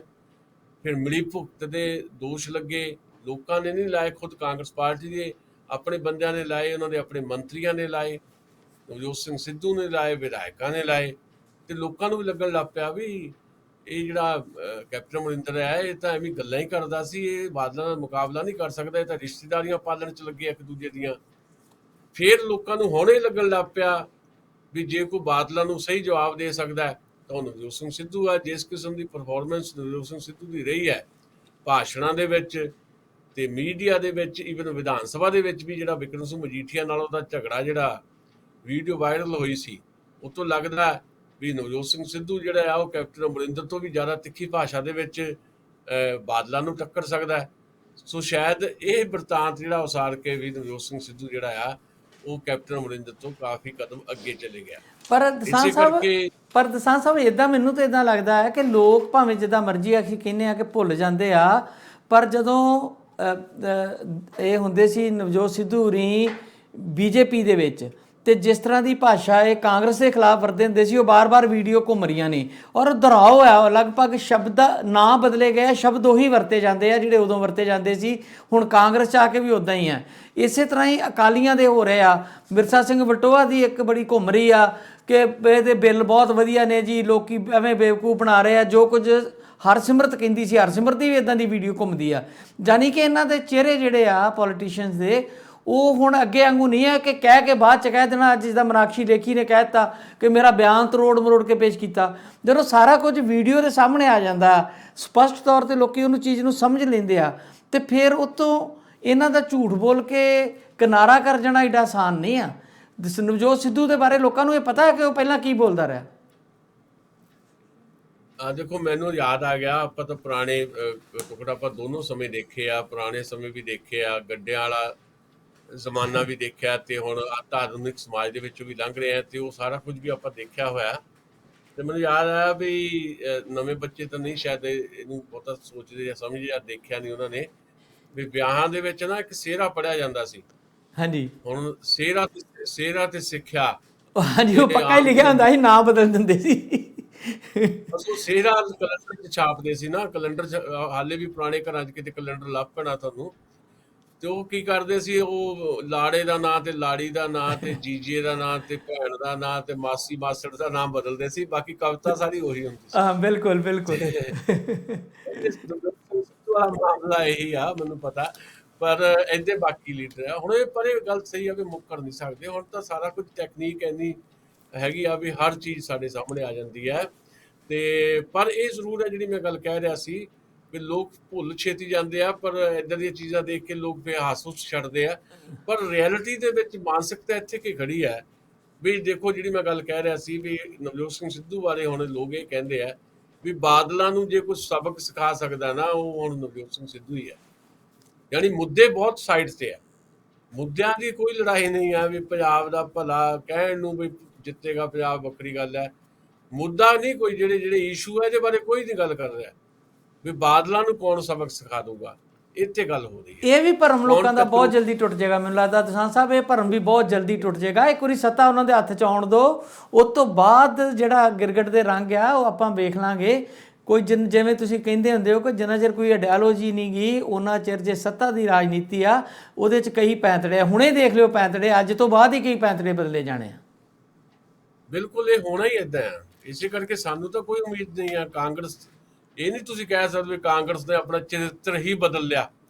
ਕਿਸੇ ਇੱਕ ਵਿਅਕਤੀ ਨੂੰ ਲਾ ਕੇ ਦੂਜੇ ਨੂੰ ਲਿਆਉਣ ਦੇ ਨਾਲ ਪੋਲੀਟੀਕਲ ਕਰੈਕਟਰ ਥੋੜ੍ਹਾ ਬਦਲਿਆ ਕਰਦੇ ਆ। ਪੋਲੀਟੀਕਲ ਕਰੈਕਟਰ ਤਾਂ ਉਹੀ ਆ। ਇਸ ਕਰਕੇ ਕੋਈ ਇੱਕ ਵਿਅਕਤੀ ਕੋਈ ਵਿਸ਼ੇਸ਼ ਨਹੀਂ ਹੁੰਦਾ। ਤੇ ਜਿੰਨੀ ਦੇਰ ਤੱਕ ਤੁਹਾਡੀ ਰਾਜਨੀਤੀ ਜਿਹੜੀ ਆ ਉਹ ਡਿਜ਼ਾਈਨ ਨਹੀਂ ਹੈਗੀ ਲੋਕਾਂ ਦੇ ਪੱਖ ਦੇ ਵਿੱਚ, ਤਾਂ ਫਿਰ ਇਹ ਸਾਰੀਆਂ ਚੀਜ਼ਾਂ ਜਿਹੜੀਆਂ ਹਵਾਈ ਵਾਲੀਆਂ। ਮੈਂ ਤਾਂ ਇੱਥੇ ਤੱਕ ਵੀ ਗੱਲ ਕਹੀ ਸੀ ਵੀ ਜੇ ਕਿਸਾਨ ਅੰਦੋਲਨ ਚੱਲ ਰਿਹਾ ਜਿਹੜਾ ਅੱਜ, ਕਿਸਾਨ ਅੰਦੋਲਨ ਦੇ ਨਾਲ ਪੰਜਾਬ ਦੀ ਸਰਕਾਰ ਦਾ ਕੀ ਵਰਤਾਓ ਆ, ਇਹਨੂੰ ਦੇਖ ਲਓ ਤੁਸੀਂ ਅੱਜ ਜਾਂ ਪਿਛਲੇ 8 ਮਹੀਨਿਆਂ ਤੋਂ। ਤੇ ਜੇ ਇਹ ਅੰਦੋਲਨ ਏਦਾਂ ਹੀ ਚੱਲਦਾ ਰਿਹਾ, ਸਰਕਾਰ ਫਿਰ ਤੋਂ ਕਾਂਗਰਸ ਪਾਰਟੀ ਦੀ ਆ ਗਈ, ਫਿਰ ਪੰਜਾਬ ਦੇ ਵਿੱਚ ਕਿਸਾਨ ਅੰਦੋਲਨ ਦੇ ਪ੍ਰਤੀ ਇਸੇ ਸਰਕਾਰ ਦਾ ਕੀ ਵਰਤਾਓ ਹੋਊਗਾ, ਜ਼ਮੀਨ ਅਸਮਾਨ ਦਾ ਫਰਕ ਤੁਹਾਨੂੰ ਨਜ਼ਰ ਆ ਜਾਊਗਾ। ਇਹ ਫਰਕ ਹੁੰਦਾ ਹੈ ਕਿਉਂਕਿ ਇਹ ਸਿਰਫ ਡਰਾਮੇਬਾਜ਼ੀ ਆ, ਦਿਖਾਵਾ ਆ। ਅੱਜ ਪਾਰਲੀਮੈਂਟ ਦੇ ਕੰਪਲੈਕਸ ਦੇ ਵਿੱਚ ਰਾਹੁਲ ਗਾਂਧੀ ਦੀ ਅਗਵਾਈ 'ਚ ਕਾਂਗਰਸ ਨੇ ਕਿਸਾਨਾਂ ਦੇ ਹੱਕ 'ਚ ਪ੍ਰਦਰਸ਼ਨ ਕੀਤਾ ਹੈ, ਪਰ ਪੰਜਾਬ ਦੀ ਇਲੈਕਸ਼ਨ ਲੰਘ ਲੈਣ ਦਿਓ, ਯੂਪੀ ਦੀ ਇਲੈਕਸ਼ਨ ਲੰਘ ਲੈਣ ਦਿਓ, 5 ਸੂਬਿਆਂ ਦੀ ਇਲੈਕਸ਼ਨ ਲੰਘ ਲੈਣ ਦਿਓ, ਫਿਰ ਤੁਸੀਂ ਦੇਖੋ ਇਸੇ ਪਾਰਟੀ ਦਾ ਕਿਸ ਕਿਸਮ ਦਾ ਵਰਤਾਓ ਜਾਂ ਵਿਹਾਰ ਜਿਹੜਾ ਆ ਕਿਸਾਨ ਅੰਦੋਲਨ ਪ੍ਰਤੀ ਰਹਿੰਦਾ ਹੈ। ਸੋ ਇਹ ਸਾਰੀਆਂ ਗੱਲਾਂ ਜਿਹੜੀਆਂ ਨੇ ਇਹ ਦੱਸਦੀਆਂ ਵੀ ਜਿੰਨੀ ਦੇਰ ਤੱਕ ਤੁਹਾਡੀ ਨੀਤੀ ਤੇ ਨੀਅਤ ਸਾਫ਼ ਨਹੀਂ ਹੈ, ਨੀਤੀ ਦੇ ਨਾਲ ਨੀਅਤ ਵੀ ਸਾਫ਼ ਹੋਣੀ ਚਾਹੀਦੀ ਹੈ, ਨੀਤੀ ਨੀਅਤ ਸਾਫ਼ ਹੋਣ ਕਰਕੇ ਹੀ ਬਣਦੀ ਹੈ, ਉਨੀ ਦੇਰ ਤੱਕ ਤੁਸੀਂ ਦਿਖਾਵੇ ਦੀ ਰਾਜਨੀਤੀ ਤਾਂ ਕਰ ਸਕਦੇ ਹੋ, ਅਮਲੀ ਰੂਪ ਦੇ ਵਿੱਚ ਜ਼ਮੀਨ ਤੇ ਉਹ ਗੱਲਾਂ ਨਹੀਂ ਆਉਂਦੀਆਂ। ਦਸਾਂਝ ਸਾਹਿਬ, ਲਾਸਟ ਆਪਾਂ ਖਬਰ ਕਰ ਲਈਏ, ਜਿਹੜੀ ਇੱਕ ਉਹ ਇਜ਼ਰਾਈਲ ਦੀ ਸੌਫਟਵੇਅਰ ਦੇ ਨਾਲ ਦੁਨੀਆ 'ਚ ਹਲਚਲ ਮੱਚੀ ਆ। ਬਹੁਤ ਸਾਰੇ ਮੁਲਕਾਂ ਨੇ ਉਹਦੀ ਇਨਕੁਆਇਰੀ ਜਿਹੜੀ ਹੈ ਬਿਠਾ ਦਿੱਤੀ ਆ, ਖਾਸ ਕਰਕੇ ਫਰਾਂਸ ਨੇ ਤੇ ਕੁਝ ਹੋਰ। ਔਰ ਕਿਹਾ ਜਾ ਰਿਹਾ ਹੈ ਕਿ ਇਕੱਲੇ ਭਾਰਤ ਵਿੱਚ ਨਹੀਂ, ਦੁਨੀਆ ਭਰ ਵਿੱਚ ਉਹ ਸੌਫਟਵੇਅਰ ਨੂੰ ਵਰਤ ਕੇ ਕਈ ਲੋਕਾਂ ਦੀ ਜਿਹੜੀ ਆ ਜਸੂਸੀ ਕੀਤੀ ਗਈ ਆ। ਉਹ ਕਾਫੀ ਜ਼ਿਆਦਾ ਨੰਬਰ ਉਹਦੇ ਆ ਰਹੇ ਆ। ਤੇ ਇਹ ਵੀ ਗੱਲ ਆ ਰਹੀ ਹੈ ਕਿ ਜਿਹੜੇ ਲੋਕਾਂ ਦੀ ਜਸੂਸੀ ਕੀਤੀ ਗਈ ਹੈ ਉਹਨਾਂ ਦੇ ਪਰਸਨਲ ਜ਼ਿੰਦਗੀ ਦੀਆਂ ਕਈ ਚੀਜ਼ਾਂ ਐਸੀਆਂ ਸਾਹਮਣੇ ਆਈਆਂ ਜਿਹੜੀਆਂ ਉੱਦਾਂ ਛੁਪੀਆਂ ਹੀ ਰਹਿਣੀਆਂ ਸੀਗੀਆਂ, ਤੇ ਸਮਾਂ ਆਉਣ 'ਤੇ ਉਹ ਜਦੋਂ ਸਾਹਮਣੇ ਆਉਣਗੀਆਂ, ਜਿੱਦਾਂ ਉਹਨਾਂ ਦੇ ਜਿਹੜੇ ਰਿਲੇਸ਼ਨ ਸੀਗੇ, ਔਰਤਾਂ ਨਾਲ ਰਿਲੇਸ਼ਨ, ਕਈ ਉਹੋ ਜਿਹੀਆਂ ਚੀਜ਼ਾਂ ਵੀ ਜਿਹੜੀਆਂ ਉਹ ਸਾਹਮਣੇ ਆ ਸਕਦੀਆਂ ਨੇ। ਜਿਸ ਤਰੀਕੇ ਦਾ ਉਹ ਸੌਫਟਵੇਅਰ ਬਣਿਆ ਹੋਇਆ ਸੀਗਾ, ਉਹਦੇ ਨਾਲ ਬਹੁਤ ਸਾਰੇ ਕੁਝ ਜਿਹੜੇ ਪੋਲੀਟੀਕਲੀ ਲੋਕ ਜਿਹੜੇ ਨੇ ਕਾਫੀ ਅੱਗੇ ਨੇ, ਉਹਨਾਂ ਨੂੰ ਕਾਫੀ ਢਾਹ ਵੀ ਲੱਗ ਸਕਦੀ ਆ ਉਹਨਾਂ ਦੇ ਕਿਰਦਾਰ ਉੱਤੇ, ਕਿਰਦਾਰ ਕੁਸ਼ੀ ਵੀ ਹੋ ਸਕਦੀ ਆ। ਔਰ ਦੂਜੇ ਪਾਸੇ ਅੱਜ ਦੈਨਿਕ ਭਾਸਕਰ ਦੇ ਉੱਤੇ ਇਨਕਮ ਟੈਕਸ ਦੇ ਰੇਡ ਹੋਏ ਆ। ਭਾਰਤ ਵਿੱਚ ਇਸ ਚੀਜ਼ ਨੂੰ ਲੈ ਕੇ ਮੈਨੂੰ ਨਹੀਂ ਲੱਗਦਾ ਕਿ ਸਰਕਾਰ ਜਿਹੜੀ ਆ ਉੱਤੇ ਕੋਈ ਡਰ ਜਾਂ ਖੌਫ ਬਣਿਆ ਹੋਵੇ ਕਿ ਸਾਨੂੰ ਵੀ ਲੋਕ ਕਹਿ ਸਕਦੇ ਆ ਕਿ ਤੁਸੀਂ ਗਲਤ ਕੰਮ ਕੀਤਾ। ਉਹ ਆਪਣੀ ਕਾਰਵਾਈ ਜਿਹੜੀ ਆ ਉਹ ਲਗਾਤਾਰ ਕਰੀ ਜਾ ਰਹੇ ਆ। ਇਹ ਦੋ ਗੱਲਾਂ ਨੇ ਜੀ। ਨੰਬਰ ਇੱਕ ਤਾਂ ਇਹ ਆ ਵੀ ਜਿਹੜਾ ਇਜ਼ਰਾਈਲ ਦਾ ਉਹ ਸੌਫਟਵੇਅਰ ਹੈ, ਉਹਦੇ 'ਚ ਇਹ ਆ ਵੀ ਉਹ ਅਸੀਂ ਤਾਂ ਲੈ ਨਹੀਂ ਸਕਦੇ। ਉਹ ਜਿਹੜਾ ਐਪ ਹੈ ਜਿਹੜੀ, ਹਾਂਜੀ, ਉਹ ਜਿਹੜਾ ਉਹਨਾਂ ਦਾ ਬਕਾਇਦਾ ਇੱਕ ਉਹਨਾਂ ਦਾ ਵਿਧੀ ਵਿਧਾਨ ਹੈ, ਉਹਦੇ ਮੁਤਾਬਕ ਉਹ ਸਰਕਾਰਾਂ ਹੀ ਉਹਨੂੰ ਖਰੀਦ ਸਕਦੀਆਂ ਉਸ ਐਪ ਨੂੰ, ਜਾਂ ਸਰਕਾਰ ਦੇ ਵਿੱਚ ਜਿਹੜੀਆਂ ਸ਼ਾਮਲ ਨੇ ਕੋਈ ਖੁਫੀਆ ਏਜੰਸੀਆਂ ਜਾਂ ਸਰਕਾਰੀ ਏਜੰਸੀਆਂ ਹੀ ਉਹ ਐਪ ਲੈ ਸਕਦੀਆਂ। ਸੋ ਇਸ ਕਰਕੇ ਭਾਰਤ ਸਰਕਾਰ ਭਾਵੇਂ ਉਹਨੂੰ ਰੱਦ ਕਰੀ ਜਾ ਰਹੀ ਹੈ ਵੀ ਨਹੀਂ ਇੱਦਾਂ ਦੀ ਕੋਈ ਗੱਲ ਨਹੀਂ ਹੈ, ਵੀ ਅਸੀਂ ਤਾਂ ਕੁਝ ਨਹੀਂ ਕੀਤਾ, ਪਰ ਉਹ ਸਰਕਾਰ ਨੇ ਹੀ ਖਰੀਦੀ ਐਪ, ਤੇ ਇਸ ਕਰਕੇ ਉਹਦੇ ਸਿੱਧੇ ਤੌਰ 'ਤੇ ਸਰਕਾਰ ਕਟਹਿਰੇ 'ਚ ਹੈ। ਦੂਜੀ ਗੱਲ, ਇਕੱਲਾ ਭਾਰਤ ਸਰਕਾਰ ਨਹੀਂ, ਦੁਨੀਆ ਦੇ 50,000 ਲੋਕ ਰਡਾਰ ਤੇ ਰੱਖੇ ਗਏ, 50,000 ਟੈਲੀਫੋਨ ਜਿਹੜੇ ਹੈਕ ਕੀਤੇ ਗਏ, ਤੇ ਉਹਦੇ 'ਚ ਭਾਰਤ ਦੀ ਸਰਕਾਰ ਨੇ ਵੀ ਕੀਤੇ ਆ। ਤੇ ਤੁਸੀਂ ਛੱਡੋ ਇਸ ਗੱਲ ਨੂੰ ਵੀ ਰਾਹੁਲ ਗਾਂਧੀ ਨੂੰ ਹੈਕ ਕੀਤਾ ਗਿਆ, ਪ੍ਰਸ਼ਾਂਤ ਕਿਸ਼ੋਰ ਨੂੰ ਕੀਤਾ ਗਿਆ, ਵਿਰੋਧੀਆਂ ਨੂੰ ਕੀਤਾ ਗਿਆ, ਪੱਤਰਕਾਰਾਂ ਨੂੰ ਕੀਤਾ ਗਿਆ, 20 ਦੇ ਕਰੀਬ ਪੱਤਰਕਾਰ ਆ, ਭਾਰਤ ਦੇ 1000 ਲੋਕਾਂ ਨੂੰ ਕੀਤਾ ਗਿਆ, 300 ਦੇ ਨਾਂ ਜਿਹੜੇ ਜਨਤਕ ਹੋ ਚੁੱਕੇ ਆ। ਖੁਦ ਸਰਕਾਰ ਨੇ ਆਪਣੇ ਮੰਤਰੀਆਂ ਨੂੰ ਵੀ ਦੇਖਿਆ, ਈਵਨ ਜਿਹੜੇ ਸਭ ਤੋਂ ਨੇੜੇ ਨੇ ਸਿਮਰਤੀ ਇਰਾਨੀ, ਉਹਨਾਂ ਦੇ ਸਟਾਫ ਦੇ ਵੀ ਕੁਝ ਲੋਕਾਂ ਨੂੰ ਜਿਹੜਾ ਆ ਉਸ ਐਪ ਰਾਹੀਂ ਜਿਹੜਾ ਆ ਉਹ ਲਗਾਤਾਰ ਚੈੱਕ ਕੀਤਾ ਜਾਂਦਾ ਰਿਹਾ। 2 ਮੰਤਰੀ, ਇੱਕ IT ਮਿਨਿਸਟਰ ਨਵਾਂ ਬਣਾਇਆ ਵੈਸ਼ਨਵ, ਉਹਨੇ ਇੱਕ ਦਿਨ ਪਹਿਲਾਂ ਹੀ ਕਿਹਾ ਸੀ ਵੀ ਇਹ ਐਵੇਂ ਝੂਠੀਆਂ ਗੱਲਾਂ ਹੈ, ਤੇ ਬਾਅਦ 'ਚ ਆ ਗਿਆ ਗੱਲ ਵੀ ਉਹਨੂੰ ਵੀ ਜਿਹੜਾ ਬਕਾਇਦਾ ਚੈੱਕ ਕੀਤਾ ਗਿਆ। ਸੋ ਅਲਟੀਮੇਟਲੀ ਇਹ ਜਿਸ ਕਿਸਮ ਦਾ ਪ੍ਰਾਈਵੇਸੀ ਜਿਹੜੀ ਆ ਉਹਦੇ ਤੇ ਜਿਸ ਕਿਸਮ ਦਾ ਹਮਲਾ ਆ, ਇਹ ਕਾਫੀ ਖਤਰਨਾਕ ਹੈ। ਬਾਕੀ ਜੋ ਖੁਲਾਸੇ ਜਿਹੜੇ ਹੋਣੇ ਆ ਜਾਂ ਹੋਣਗੇ, ਉਹ ਆਪਣੀ ਥਾਂ ਤੇ ਹੁੰਦੇ ਰਹਿੰਦੇ ਆ ਖੁਲਾਸੇ। ਕਿਸੇ ਦਾ ਵੀ ਕੋਈ ਨਿੱਜੀ ਰਿਸ਼ਤਾ ਕਿਸੇ ਨਾਲ ਵੀ ਹੋ ਸਕਦਾ ਹੈ, ਪਰ ਉਹਦੇ ਤੇ ਇਸ ਕਿਸਮ ਦਾ ਮਤਲਬ ਚੈੱਕ ਰੱਖਣਾ ਤੇ ਉਹਦੀ ਜਾਣਕਾਰੀ ਤੋਂ ਬਿਨਾਂ, ਇਹ ਆਪਣੇ ਆਪ ਦੇ ਵਿੱਚ ਇੱਕ ਗੁਨਾਹ ਆ। ਸੰਵਿਧਾਨਕ ਤੌਰ ਦੇ ਉੱਤੇ ਉਹਦਾ ਜਿਹੜਾ ਅਧਿਕਾਰ ਹੈ ਉਹਦੀ ਉਲੰਘਣਾ ਹੈ। ਮਮਤਾ ਬੈਨਰਜੀ ਦੇ ਤਾਂ ਨਵੀਂ ਗੱਲ ਕਹਿਤੀ, ਕਹਿੰਦੀ ਮੈਂ ਆਪਣੇ ਫੋਨ ਤੇ ਪਲਾਸਟਰ ਚਾੜ ਲਿਆ ਆਪਣੇ ਫੋਨ ਤੇ ਇਹ ਜਿਹੜੀ ਸਰਕਾਰ ਹੈ ਇਹਦੇ ਤੇ ਵੀ ਹੁਣ ਪਲਾਸਟਰ ਚਾੜਨਾ ਪੈਣਾ। ਬੜੇ ਤਿੱਖੇ ਹੋਏ ਇਸ ਗੱਲ ਨੂੰ ਵੀ ਜਿੰਨੀ ਦੇਰ ਤੱਕ ਇਹ ਭਾਰਤੀ ਜਨਤਾ ਪਾਰਟੀ ਦੇ ਆਲੇ ਦੁਆਲੇ ਪਲਾਸਟਰ ਤੇ ਚਾੜਿਆ ਗਿਆ ਨਾ, ਇਹ ਸਾਰੇ ਦੇਸ਼ ਨੂੰ ਏਦਾਂ ਕਰੇਗੀ। ਸੋ ਇੱਕ ਤਾਂ ਇਹ ਆ ਵੀ ਇਹ ਬੜਾ ਖਤਰਨਾਕ ਹੈ, ਤੇ ਸਰਕਾਰ ਹਾਲੇ ਵੀ ਸਰਕਾਰ ਤਾਂ ਹਰ ਗੱਲ ਤੋਂ ਮੁੱਕਰ ਰਹੀ ਹੈ। ਸਰਕਾਰ ਤਾਂ ਇਸ ਗੱਲ ਤੋਂ ਮੁੱਕਰ ਗਈ ਕਿ ਕੋਈ ਬੰਦਾ ਮਰਿਆ ਹੀ ਨਹੀਂ, ਆਕਸੀਜਨ ਦੀ ਘਾਟ ਨਾਲ ਕੋਈ ਬੰਦਾ ਹੀ ਨਹੀਂ ਮਰਿਆ। ਕੱਲ ਆ ਗਿਆ ਥਿੰਕ ਟੈਂਕ ਹੈ America the, global centre for development, ਉਹਨੇ ਕਿਹਾ ਵੀ 34 ਲੱਖ ਤੋਂ ਲੈ ਕੇ 49 ਲੱਖ ਤੱਕ ਲੋਕ ਮਰੇ ਆ ਭਾਰਤ ਦੇ ਵਿੱਚ, ਕਈ ਕਹਿੰਦੇ 4 ਲੱਖ ਮਰੇ। ਇਹ ਪ੍ਰੋਜੈਕਸ਼ਨ ਪਹਿਲਾਂ ਵੀ ਆਇਆ ਸੀਗਾ ਦਸਾਂਝ ਸਾਹਿਬ, ਮਹੀਨਾ ਪਹਿਲਾਂ ਵੀ ਇਹ ਪ੍ਰੋਜੈਕਸ਼ਨ ਆਇਆ ਸੀਗਾ। ਉਹ ਆਇਆ ਸੀ ਗਲੋਬਲ ਮੀਡੀਆ ਦੇ ਵਿੱਚੋਂ, ਇਦਾਂ ਦੀ ਚਰਚਾ ਸੀ ਵੀ 10 ਉਹਨਾਂ ਚ ਨਿਊਯਾਰਕ ਟਾਈਮ ਨੇ ਖਬਰ ਛਾਪੀ ਸੀਗੀ ਕਿ 50 ਲੱਖ ਦੇ ਕਰੀਬ ਭਾਰਤ 'ਚ ਲੋਕ ਮਰ ਸਕਦੇ ਆ, ਪਰ ਅੱਜ ਵੀ ਇਹੀ ਗੱਲ ਕਹੀ ਗਈ ਆ। ਹਾਂਜੀ, ਰਿਆਜ਼ ਟਾਈਮ ਨੇ ਇਹ ਨਹੀਂ ਕਿਹਾ ਸੀ ਰਿਆਜ਼ ਟਾਈਮ ਨੇ ਤਾਂ ਇਹ ਕਿਹਾ 42 ਲੱਖ ਲੋਕ ਮਰ ਚੁੱਕੇ ਆ, ਅੱਜ ਤੋਂ 1.5 ਮਹੀਨੇ ਪਹਿਲਾਂ ਕਿਹਾ ਉਹਨੇ ਹਾਂਜੀ ਵੀ 42 ਲੱਖ ਲੋਕ ਮਰ ਚੁੱਕੇ ਆ, ਤੇ ਹੁਣ 34 ਲੱਖ ਤੋਂ 49 ਲੱਖ ਤੱਕ ਕਿਹਾ ਗਿਆ। ਤੇ ਇਹਦਾ ਕੀ ਜਵਾਬ ਹੈ ਸਰਕਾਰ ਕੋਲ? ਸਰਕਾਰ ਤਾਂ ਕਹਿੰਦੀ ਆਕਸੀਜਨ ਦੀ ਕਮੀ ਨਾਲ ਇੱਕ ਨਹੀਂ ਬੰਦਾ ਮਰਿਆ। ਹਰ ਗੱਲ ਤੋਂ ਸਰਕਾਰ ਨਾ ਕਰ ਰਹੀ ਹੈ। ਸਰਕਾਰ ਇੱਕ ਮੇਰੇ ਖਿਆਲ ਸਵਰਾਜਵੀਰ ਨੇ ਇੱਕ ਆਰਟੀਕਲ ਵੀ ਲਿਖਿਆ ਇੱਥੇ ਟ੍ਰਿਬਿਊਨ ਦੇ ਵਿੱਚ, ਸ਼ਾਇਦ ਐਡੀਟੋਰੀਅਲ ਹੈ, ਜਿਹਦੇ 'ਚ ਕਿਹਾ ਵੀ ਸਰਕਾਰ ਹਰ ਗੱਲ ਤੇ ਇਨਕਾਰ ਕਰ ਰਹੀ ਹੈ। ਸੋ ਸਰਕਾਰ ਜਿਹੜੀ ਹੈ ਉਹ ਹੈ ਹੀ ਨਹੀਂ ਕਿਤੇ ਵੀ, ਸਰਕਾਰ ਨਾਂ ਦੀ ਹੈ। ਦੂਜੀ ਗੱਲ ਜਿਹੜੇ ਛਾਪੇ ਆ ਜੀ, ਮੈਂ ਉਹ ਭਾਰਤ ਸਮਾਚਾਰ ਇੱਕ ਚੈਨਲ ਹੈ, ਉਹਦੇ ਬਾਰੇ ਤਾਂ ਮੈਂ ਜਾਣਦਾ ਨਹੀਂ। ਯੂਪੀ 'ਚ ਉਹ ਚੈਨਲ ਚੱਲਦਾ ਆ, ਤੇ ਯੂਪੀ 'ਚ ਯੋਗੀ ਆਦਿੱਤਿਆਨਾਥ ਦੀ ਸਰਕਾਰ ਹੈ, ਭਾਰਤੀ ਜਨਤਾ ਪਾਰਟੀ ਦੀ।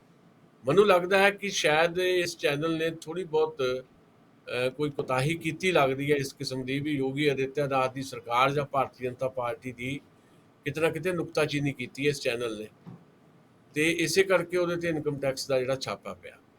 ਭਾਸਕਰ ਬਾਰੇ ਮੈਂ ਜਾਣਦਾ, ਕਿਉਂਕਿ ਭਾਸਕਰ ਦੇਸ਼ ਦੀ ਸਾਡੀ ਹਿੰਦੀ ਦੀ ਸਭ ਤੋਂ ਵੱਡੀ ਅਖਬਾਰ ਹੈ, ਮੇਰੇ ਘਰ ਵੀ ਅਖਬਾਰ ਆਉਂਦੀ ਹੈ ਉਹ। ਤੇ ਇਹ ਭਾਸਕਰ ਜਿਹੜੀ ਆ ਬਹੁਤ ਬੈਲੈਂਸ ਅਪਰੋਚ ਨਾਲ ਚੱਲਣ ਵਾਲੀ ਅਖਬਾਰ ਰਹੀ ਹੈ।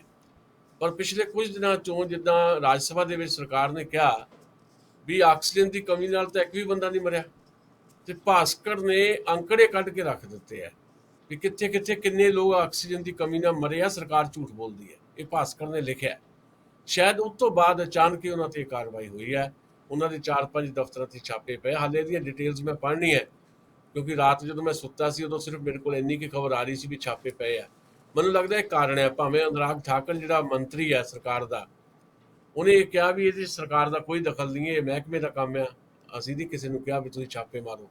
ਪਰ ਇਹ ਛਾਪੇ ਮਾਰਨ ਦਾ ਕਾਰਨ ਇੱਕੋ ਇੱਕ ਇਹੀ ਹੈ ਵੀ ਇਸ ਅਖਬਾਰ ਨੇ ਤੇ ਉਸ ਚੈਨਲ ਨੇ ਸਰਕਾਰ ਨੂੰ ਕਟਹਿਰੇ 'ਚ ਖੜਾ ਕੀਤਾ ਹੈ, ਇਹੀ ਕਾਰਨ ਹੈ। ਦਸਾਂਝ ਸਾਹਿਬ, ਵੈਸੇ ਜਿਹੜੀਆਂ ਇੰਗਲਿਸ਼ ਦੇ ਨਿਊਜ਼ਪੇਪਰ ਦਾ ਹਿੰਦੂ ਤੇ ਇੰਡੀਅਨ ਐਕਸਪ੍ਰੈਸ ਵਗੈਰਾ ਨੇ, ਉਹ ਵੀ ਕਾਫੀ ਇਸ ਤਰ੍ਹਾਂ ਦੇ ਜਿਹੜੇ ਡਾਟਾ ਉਹ ਕੱਢ ਕੇ ਲਿਆਉਂਦੇ ਰਹੇ ਆ। ਉਹਨਾਂ ਦੀ ਜਿਹੜੇ ਖੋਜ ਪੱਤਰਕਾਰੀ ਆ ਉਹ ਉਹਦੇ ਰੈਫਰੈਂਸ ਦਿੱਤੇ ਜਾਂਦੇ ਨੇ। ਅੱਜ ਵੀ ਲੋਕੀ ਕੋਟ ਕਰਦੇ ਨੇ ਕਿ ਇੰਡੀਅਨ ਐਕਸਪ੍ਰੈਸ ਨੇ ਇਹ ਕਿਹਾ, ਹਿੰਦੂ ਨੇ ਇਹ ਕਿਹਾ। ਯਾਨੀ ਕਿ ਕੁਝ ਅਖਬਾਰ ਅਜੇ ਵੀ ਹੈ ਨੇ, ਕੁਝ ਪੱਤਰਕਾਰ ਅਜੇ ਵੀ ਹੈ ਨੇ ਜਿਨ੍ਹਾਂ ਕੋਲੋਂ ਇਹ ਉਮੀਦ ਕੀਤੀ ਜਾ ਸਕਦੀ ਆ ਕਿ ਉਹ ਸਰਕਾਰ ਦੇ ਝੂਠ ਦਾ ਪਰਦਾਫਾਸ਼ ਜਿਹੜਾ ਉਹ ਨਿਰੰਤਰ ਕਰਦੇ ਰਹਿਣਗੇ। ਤੇ ਇਹੋ ਜੀ ਝੂਠੀ ਸਰਕਾਰ ਤੇ ਇਹੋ ਜੀ ਨੈਤਿਕਤਾ ਤੋਂ ਗਿਰੀ ਸਰਕਾਰ ਭਾਰਤ 'ਚ ਸ਼ਾਇਦ ਪਹਿਲਾਂ ਕਦੀ ਨਹੀਂ ਆਈ। ਹਾਲਾਂਕਿ ਅਸੀਂ ਬਹੁਤ ਨਿੰਦਦੇ ਹਾਂ ਕਾਂਗਰਸ ਪਾਰਟੀ ਦੀਆਂ ਸਰਕਾਰਾਂ ਨੂੰ, ਪਰ ਜਿਸ ਪੱਧਰ 'ਤੇ ਇਹ ਸਰਕਾਰ ਗਿਰ ਜਾਂਦੀ ਆ ਜਾਂ ਝੂਠ ਆਪਣੇ ਨੂੰ ਛੁਪਾਉਣ ਲਈ ਝੂਠ ਦਰ ਝੂਠ ਕਰਦੀ ਆ, ਇਸ ਤਰ੍ਹਾਂ ਦਾ ਐਪੀਸੋਡ ਪਹਿਲਾਂ ਸ਼ਾਇਦ ਨਹੀਂ ਸੀ ਲੋਕਾਂ ਨੇ ਵੇਖੇ। ਮੈਂ ਕਹਿੰਦਾ ਨਾ, ਵੈਸੇ ਮੈਨੂੰ ਓਸ਼ੋ ਪਸੰਦ ਨਹੀਂ ਹੈਗਾ ਬਹੁਤਾ, ਪਰ ਮੈਂ ਕਈ ਵਾਰੀ ਓਸ਼ੋ ਨੂੰ ਸੁਣਦਾ ਹਾਂ। ਕੁਝ ਸਪੈਸ਼ਲ ਸਬਜੈਕਟ ਜਿਹੜੇ ਆ ਨਾ, ਹਾਂਜੀ, ਉਹਦੇ ਤੇ ਮੈਂ ਓਸ਼ੋ ਨੂੰ, ਮੈਂ ਜਦੋਂ ਹੁਣ ਜਾਣਾ ਕਿਤੇ ਬਾਹਰ ਤੇ ਉੱਦਾਂ ਤਾਂ ਮੇਰੇ ਕੋਲ ਟਾਈਮ ਨਹੀਂ ਹੁੰਦਾ, ਪਰ ਜਦੋਂ ਮੈਂ ਡਰਾਈਵ ਕਰਦਾ ਤੇ ਮੈਂ ਉਹ ਸਪੀਕਰ ਤੇ ਲਾ ਕੇ ਨਾ ਫੋਨ ਓਸ਼ੋ ਨੂੰ ਸੁਣਦਾ ਹੁੰਦਾ ਕਈ ਇਸ਼ੂਜ਼ ਦੇ ਉੱਤੇ, ਜਿੱਦਾਂ ਰਿਜ਼ਰਵੇਸ਼ਨ ਦੇ ਉੱਤੇ ਉਹਨੇ ਕਿਹੜੀ ਗੱਲ ਕਹੀ ਹੈ, ਗਰੀਬੀ ਦੇ ਉੱਤੇ ਵੀ ਆਈਆਂ ਨੇ। ਹਾਂਜੀ, ਉਹਦੀ ਇੱਕ ਬੜਾ ਪਪੂਲਰ ਸੀਰੀ ਆਈ ਸੀ, ਭਾਰਤ ਕੇ ਜਲਤੇ ਪ੍ਰਸ਼ਨ, ਹਿੰਦੀ 'ਚ burning problem of India, English ਵੀ ਆਈ ਸੀ। ਹਾਂਜੀ, 5 ਕੈਸਟਾਂ ਆਈਆਂ ਸੀ ਚੰਗੀਆਂ ਗੱਲਾਂ। ਹਾਂਜੀ, ਉਹ ਮੈਂ ਤਾਂ ਸੁਣਦਾ ਬਈ ਓਵਰਆਲ ਮੈਨੂੰ ਓਸ਼ੋ ਜਿਹੜਾ ਉਹ ਤੁਸੀਂ ਪ੍ਰਵਾਨ ਨਹੀਂ ਕਰ ਸਕਦੇ, ਕਿਉਂਕਿ ਬਹੁਤ ਕੰਟਰਾਡਿਕਟਰੀ ਆ, ਆਪਣੀਆਂ ਗੱਲਾਂ ਨੂੰ ਗਾਂਹ ਜਾ ਕੇ ਕਰਦਾ। ਪਰ ਕੁਝ ਗੱਲਾਂ ਬੜੀਆਂ ਕਮਾਲ ਦੀਆਂ ਉਹਨੇ ਕੀਤੀਆਂ। ਸੋ ਮੈਂ ਆਖਰੀ ਗੱਲ ਕਹਿ ਰਿਹਾ, ਤੇ ਉਹ ਮੈਂ ਕੱਲ ਸੁਣ ਰਿਹਾ ਸੀ, ਤੇ ਉਹਨੇ ਇੱਕ ਗੱਲ ਕਹੀ ਵੀ ਜਿਹੜਾ ਹਿਟਲਰ ਹੈ ਨਾ, ਉਹਦਾ ਇੱਕ ਪੂਰੇ ਦਾ ਪੂਰਾ ਇਹ ਰਿਹਾ ਆਈਡੀਓਲੋਜੀ ਰਹੀ ਹੈ ਵੀ ਦੋ ਹੀ ਤਰ੍ਹਾਂ ਦੇ ਲੋਕ ਨੇ, ਜਾਂ ਤੁਸੀਂ ਮੇਰੇ ਨਾਲ ਹੋ ਹਾਂ ਤਾਂ ਤੁਸੀਂ ਮੇਰੇ ਹੋ, ਜਾਂ ਤੁਸੀਂ ਮੇਰੇ ਦੁਸ਼ਮਣ ਹੋ, ਵਿਚਾਲੇ ਕੋਈ ਨਹੀਂ ਹੈਗਾ। ਜਾਂ ਤੁਸੀਂ ਮੇਰੇ ਨਾਲ ਹੋ ਤਾਂ ਮੇਰੇ ਹੋ, ਨਹੀਂ ਤਾਂ ਤੁਸੀਂ ਮੇਰੇ ਦੁਸ਼ਮਣ ਹੋ। ਜੇ ਮੈਨੂੰ ਤੁਸੀਂ ਸਵਾਲ ਕਰਦੇ ਹੋ ਤਾਂ ਤੁਸੀਂ ਮੇਰੇ ਦੁਸ਼ਮਣ ਹੋ। ਸੋ ਭਾਈ, ਇਹ ਜਿਹੜੀ ਸਰਕਾਰ ਹੈ, ਹਿਟਲਰ ਦਾ ਜਿਹੜਾ ਇਹ ਵਾਕ ਹੈ ਉਹਦੇ ਤੇ ਚੱਲਦੀ ਹੈ ਵੀ ਜੇ ਤੁਸੀਂ ਮੇਰੇ ਨਾਲ ਨਹੀਂ ਤਾਂ ਤੁਸੀਂ ਮੇਰੇ ਦੁਸ਼ਮਣ ਹੋ। ਸਾਰਾ ਦੇਸ਼ ਇਸੇ ਤਰ੍ਹਾਂ ਉਹਨੇ ਆਪਣਾ ਦੁਸ਼ਮਣ ਬਣਾ ਲਿਆ।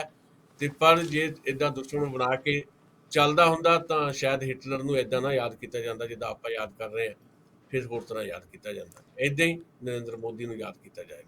ਜੀ ਬਿਲਕੁਲ, ਹਿਸਟਰੀ 'ਚ ਨਰਿੰਦਰ ਮੋਦੀ ਜੀ ਨੂੰ ਬਹੁਤ ਸੋਹਣੇ ਸ਼ਬਦਾਂ ਨਾਲ ਹਮੇਸ਼ਾ ਯਾਦ ਰੱਖਿਆ ਜਾਏਗਾ, ਇਹ 'ਚ ਕੋਈ ਸ਼ੱਕ ਨਹੀਂ ਹੈ। ਸੋ ਦਸਾਂਝ ਸਾਹਿਬ, ਬਹੁਤ ਬਹੁਤ ਸ਼ੁਕਰੀਆ ਜੀ। ਸਮਾਂ ਅੱਜ ਆਪਣਾ ਹੋ ਗਿਆ, ਤੇ ਕੱਲ੍ਹ ਦੇ ਪ੍ਰੋਗਰਾਮ 'ਚ ਆਪਾਂ ਦੁਬਾਰਾ ਕੁਝ ਗੱਲਾਂ ਬਾਤਾਂ ਕਰਾਂਗੇ। ਖਾਸ ਕਰਕੇ ਜਿਹੜੀ ਅੱਜ ਦਾ ਘਟਨਾਕ੍ਰਮ ਹੈ ਜਿਹੜਾ ਤੁਹਾਡੇ ਇੱਥੇ ਹੋਣ ਜਾ ਰਿਹਾ ਹੋਰ 2-3 ਘੰਟਿਆਂ ਨੂੰ, ਉਹਦੀ ਉਤਸੁਕਤਾ ਨਾਲ ਉਡੀਕ ਰਹੇਗੀ, ਤੇ ਕੱਲ੍ਹ ਦੇ ਪ੍ਰੋਗਰਾਮ 'ਚ ਆਪਾਂ ਉਹ ਗੱਲਾਂ ਬਾਤਾਂ ਤੁਹਾਡੇ ਨਾਲ ਕਰਾਂਗੇ ਸਾਂਝੀਆਂ। ਬਹੁਤ ਧੰਨਵਾਦ ਜੀ। ਸ਼ੁਕਰੀਆ ਜੀ, ਮਿਹਰਬਾਨੀ।